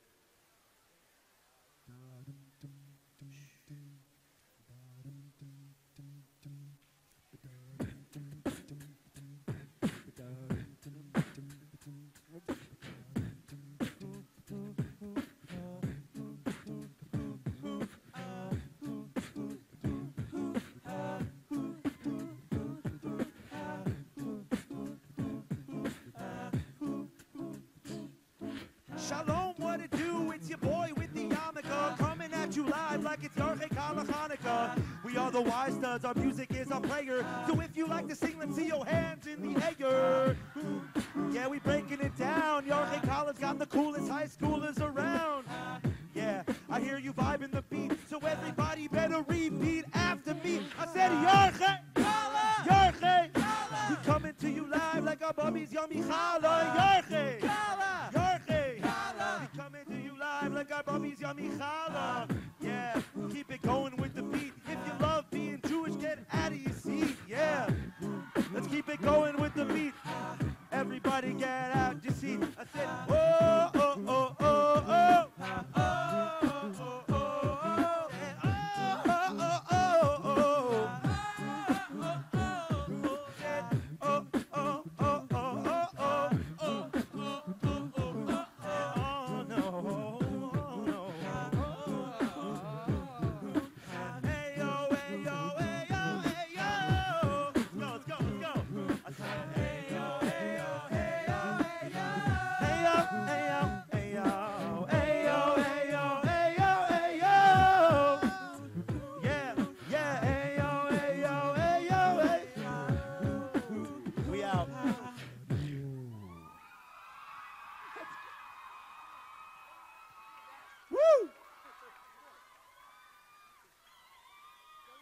Thank you, thank you.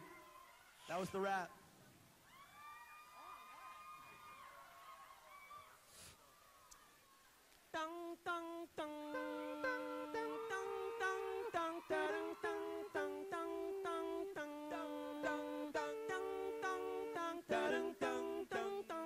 Crashing in a wall right now. I need a miracle. Hurry up now. I need a miracle. Miracle, miracle, miracle. Standing, reaching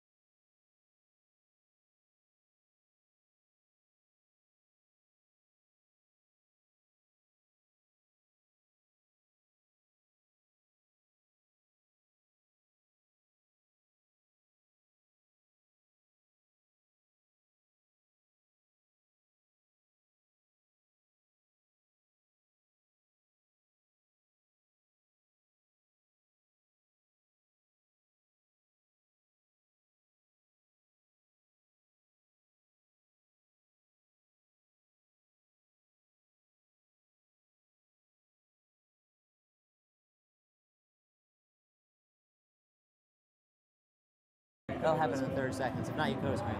Welcome back. Wow, what energy, what excitement. The Y Studs and all the incredible performers from Yarchei Kallah. The crowd is energized, the crowd is juiced up. They are feeling the spirituality deep inside them from music. Music can really turn a person alive and make them into something and dig down deep into the depths.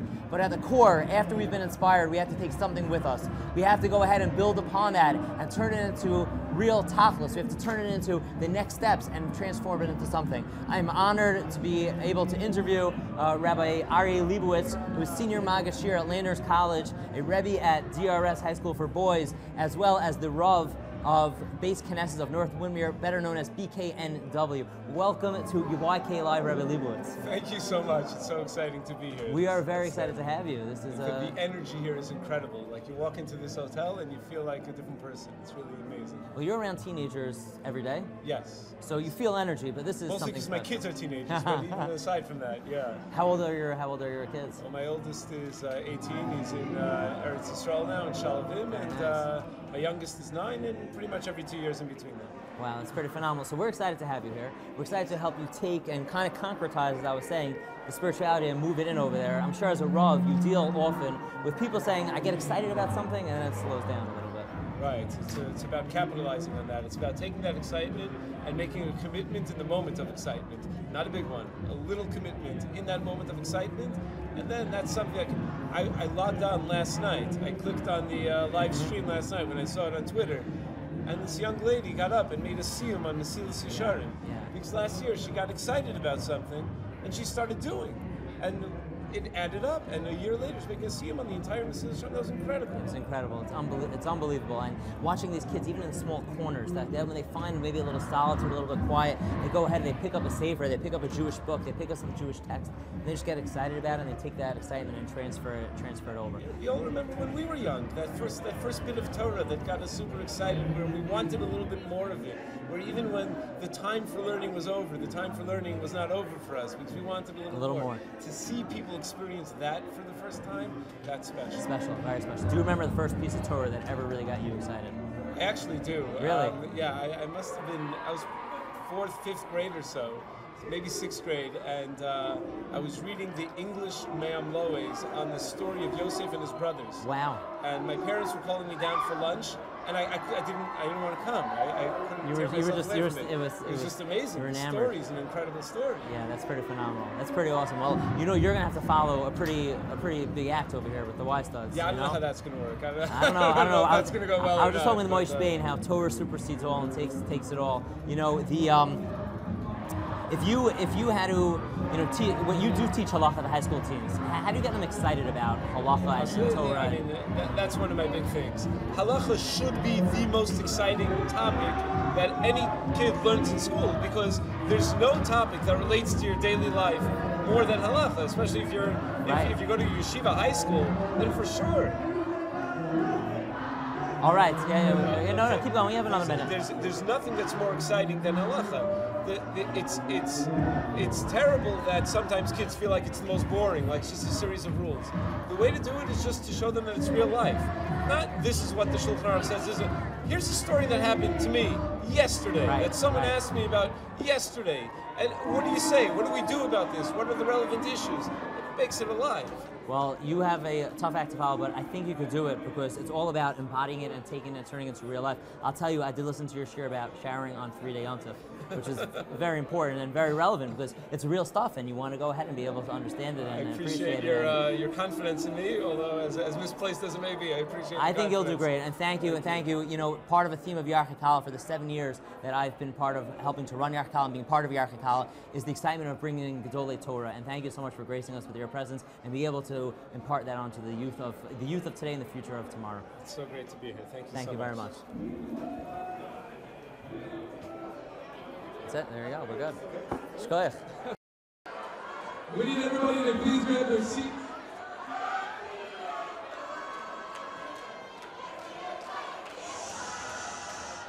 We need everybody from the Americas, please grab their seats, including North and South. Everybody can please grab their seats. That would be amazing. We have an incredible Act 3 for our show, for our showcase. Really an incredible next component of Yarchei Kallah. Kallah coming up.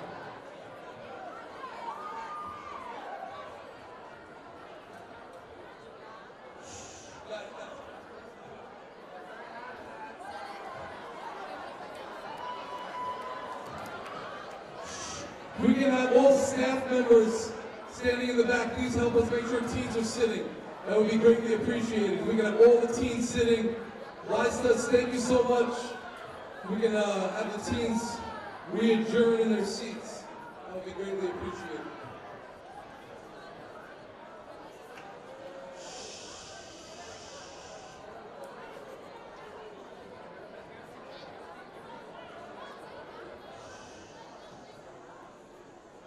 We can have everybody please silence themselves on their cell phones for the next little bit. That would be great. Yarchei Kallah, of course. It's all about the fun and the excitement. But let's not get confused about what the focus is. That's not. I can, if you want. Like that.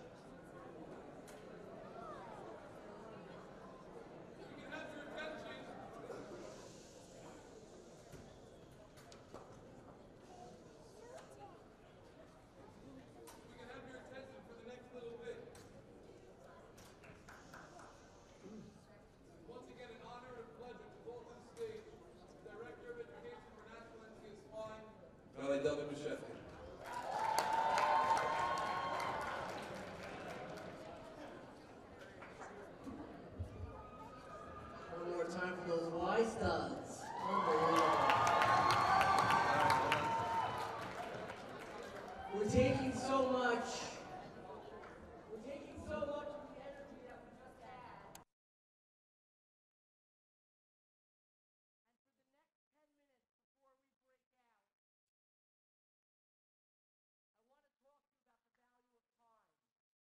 And to do that, I want to introduce a personality to you, somebody who I'm proud to consider one of my rabbeim.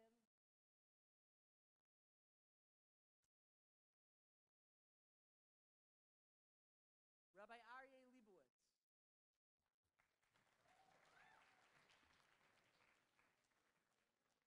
As you can see, part of why we brought him here is because he could really be anybody in this room's Rebbe. There is a website called YU Torah, where if you look, Rabbi Leibowitz has over 6,000, close to 7,000 shiurim on YU Torah.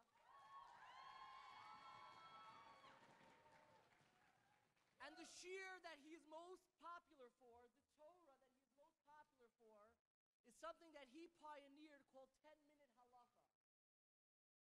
He gives Jewish law in 10 minutes. And it really shows you what you can accomplish in 10 minutes. The first time that I can remember hearing Rabbi Leibowitz speak, I, like many of you in this room, was in 12th grade. And I heard Rabbi Leibowitz speak about a rabbi who, very interestingly enough, took advantage of something.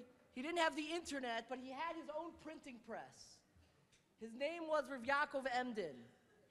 And nowadays, we have the internet, so you could share Torah close to 7,000 shiurim. But what Rav Yaakov Emden did is he had his own printing press. He would write his own books and give them out.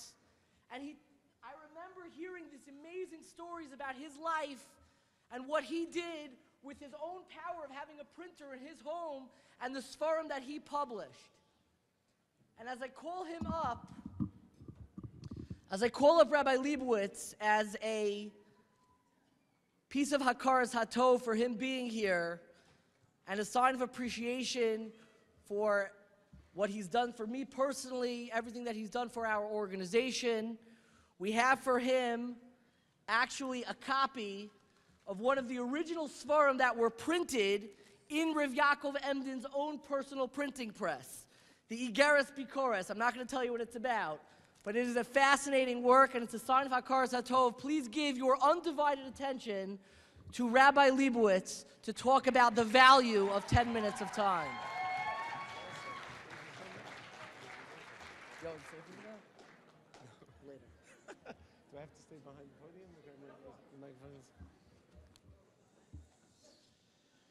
Wow. When I walked in here, the energy in this place is unbelievable. You know, it's freezing cold outside, but in here it's so warm, it's so beautiful. I am overwhelmed. I hope I'm able to convey some meaningful thoughts in the next few minutes. It's amazing to see Rabbi Bashevkin and the amazing program that he's running. It's amazing to meet all of you. I wish I had time to meet each of you personally. When I was a kid, younger than you, much younger than you, I would say about 4th or 5th grade, I went to a yeshiva day school and a yeshiva, and the head of the school, the founder of the school, was a man by the name of Rabbi Binyamin Kamenetsky, Zecher Tzadik Livracha, of blessed memory. Rabbi Binyamin Kamenetsky, as I remember him, was one of the oldest people I knew. He must have been, I thought, he must have been about 80 or 90 years old, but then he lived another 25 years after that, so he must have been a little younger than that. I must have just not remembered properly. But here's one thing I remember. He told us about his father. His father was one of the leading Torah giants of the previous generation. And he told us, Rabbi Binyamin Kamenetsky told us, that before his bar mitzvah, in the year leading up to his bar mitzvah, his father kept on telling him, Binyamin, I have the most incredible gift for you for your bar mitzvah. And he kept on telling him over and over again, and he couldn't imagine what it would be. They did not have a lot of money. What kind of gift could his father possibly give him for his bar mitzvah? And he kept on saying, can I have it now? Can I have it now? No, you have to wait. You have to wait. I have this incredible gift for you for your bar mitzvah. And within the last week before his bar mitzvah, I think it was the night before his bar mitzvah, his father says, come here, it's time for your gift. And he gives him a box. And he opens up this box, and inside the box is a watch. And he's like, thanks, Dad. A watch. I mean, it wasn't a Rolex. You know, a watch. And he said, no, this isn't just a watch. What I'm giving you is an appreciation of time. Because there is no greater gift that you can have than the gift God gives you every day with the 24 hours that He gives you, the 60 minutes in every hour that He gives you, the 60 seconds in every minute that He gives you. And what will ultimately decide if you are successful in life is how you deal with time. You know, there was a great rabbi by the name of Rabbi Palm who passed away probably about 15, 16 years ago. Rabbi Palm once heard about someone who he was mildly acquainted with, not particularly close with, who was in the hospital. And someone who was in his house was going to visit this fellow. Rabbi Palm was not going to visit the fellow in the hospital. But Rabbi Palm heard, you're going to go visit this fellow in the hospital? Let me write him a note. And he writes him a quick note. You know, I hope you feel better. And he gives him some words of encouragement. And he sends the note. He hears weeks later from the family of this patient that note turned everything around for him. Everyone who came to visit him in the hospital, he said, you know, Rabbi Palm wrote me a note. Look what Rabbi Palm wrote. Look, Rabbi Palm was thinking of me. And when Rabbi Palm heard that his note made such a difference, he didn't smile. He started to cry. And everyone said, what's wrong? You did a great thing. Why would you cry over something like that? Rabbi Palm said, it took me 10 seconds, maybe 20 seconds to write that note. If I could have an impact on somebody's life in such a way, in 20 seconds, how many periods of 20 seconds am I allowing to slip by, to just pass me by? And he cried. I have a friend by the name of Rabbi Gershon Kramer from the Hebrew Academy of Long Beach. He told me that he heard this story, he didn't believe it. So he sent someone to ask Rabbi Palm, is this story true? The fellow went and he asked Rabbi Palm, is this story true? And you know what Rabbi Palm said? Nothing. He cried again. Cried again. That's what 15 or 20 seconds can do. He was completely moved by the value of 15, 20 seconds. You know, you're talking a lot about prayer over these few days. Let me tell you something about prayer.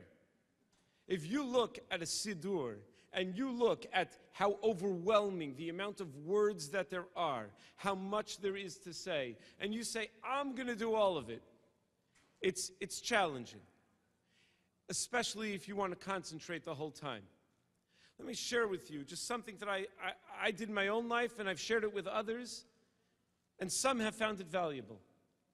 The goal should be, when you recite a blessing, when you recite any prayer, when you say the name of God, just take that 1 second that you say the name of God, and actually think about God for 1 second. And you're going to see that it's not just 1 second. Because if you're thinking about God for that 1 second, you're not going to be able to take your mind off of Him in the next word and the word after that. And it will have a spillover effect in your entire day, in your entire life, in your entire relationship with the Almighty. Prayer is something that's so valuable, something that allows us to connect in such an important way. Just to think, in many synagogues, everyone davens the Amidah together, the Shemona Esrei together, and then they wait till the rabbi finishes to proceed with the tefillah, to proceed with the prayer. And you know what many people do? They'll daven really quickly. I don't know if you've ever seen this. They'll finish really quickly, do the whole thing, and then they'll wait. What do they do when they wait? So they take out their cell phone. No texts, okay. What are they doing? But they're there anyway. You're going to have to wait anyway. You know what would be a real valuable use of that time? Actually use it for a little extra prayer. Actually use it to slow down a little bit. Say a little more prayer. And it's not just prayer, it's Torah also. And this is what Rabbi Bashefkin was talking about before. I logged on, I'm on Twitter, so I got the tweet last night, live stream, NCSY, Yarchei Kallah.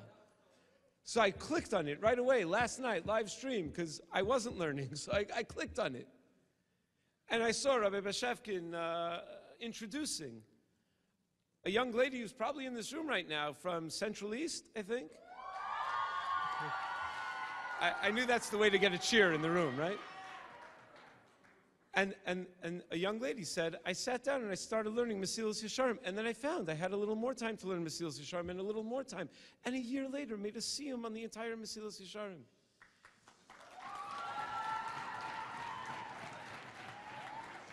That's what you could do with a few minutes. And you know what? You're going to find that if you pay attention to those few minutes, it's more than a few minutes. You'll always find more time. You don't make a siyum on Mesilas Yesharim by learning for 3 seconds a day. It's because once you're into it, you'll find more time. You know, like you ever decide to binge watch a show? And you look at it and it's like, okay, how could I possibly binge watch How I Met Your Mother, 9 seasons? Like, it's going to take me forever. I'm never going to get through it. So, okay, I'm only going to do it like in the bathroom, or I'm only going to watch while I'm like going to sleep. But then like you get into it. So all of a sudden there are like these hours and hours on end that you didn't even know that you had. And you have the ability to finish the whole thing in like embarrassing amounts of time. And you feel empty afterwards. But can you imagine if you filled that time with something meaningful, if what you got into was something like a Mesilas Yesharim?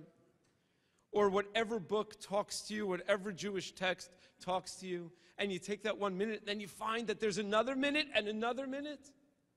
And you find the value of those little minutes and how they all add up. You know, you have made a major time commitment to be here over these several days. And I'm sure you're finding it to be an incredible experience. And you have to realize you should take advantage of every moment that you're here. Every second that you're here, but it's more than that. Because what this is supposed to do for you is it's supposed to set you on a path where it changes your thinking a little bit. You're a little more sensitive to the value of Torah, the value of tefillah, the value of time, the value of connecting to God. You know, there's a great story, and with this I'll close because I realize I'm over my 10 minutes already, with the Lubavitcher Rebbe. Someone came to the Lubavitcher Rebbe, a fellow that I've met, came to the Lubavitcher Rebbe. He had built the first mikvah on the south shore of Long Island many years ago. It was quite an accomplishment. There were not that many religious Jews on the south shore of Long Island at the time, as hard as that is to believe. There was once a time where there weren't that many religious Jews there. He built the first mikvah, and he came to the Lubavitcher Rebbe and said, Rebbe, I built the first mikvah on the south shore of Long Island. And you know what he was expecting? He was expecting the Rebbe to give him a standing ovation, pat on the back, attaboy, good job. You know what the Rebbe did? The Rebbe used to give out dollars for brachos. He took out 10 single-dollar bills. He said, here, build 10 more. He gave him a charge. You're not done. You're just beginning.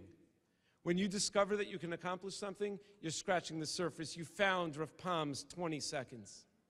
Now you take those 20 seconds and you make it another 20 seconds and another 20 seconds. And God willing, next year when we see you all back here, you'll all be sharing your incredible accomplishments that build up over the course of a year.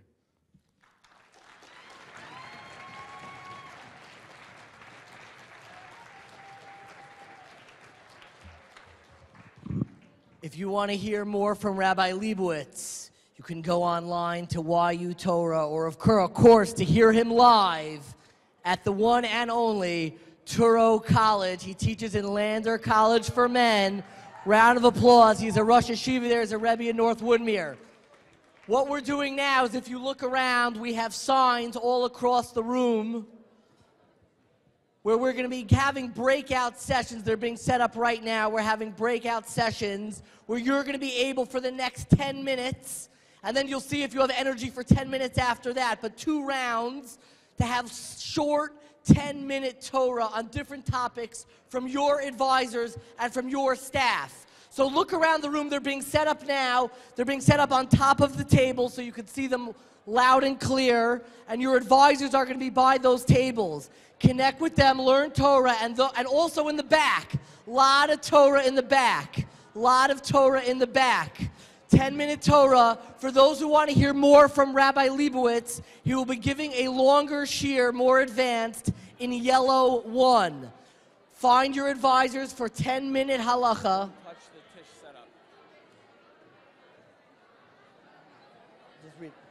The topics are on the screen. The topics are on the screen. You can find them dispersed in the room with your advisors, those staff members who are interested. Those staff members who are interested, Rabbi Leibowitz will be giving a halacha shiur in yellow 1. Thank you all.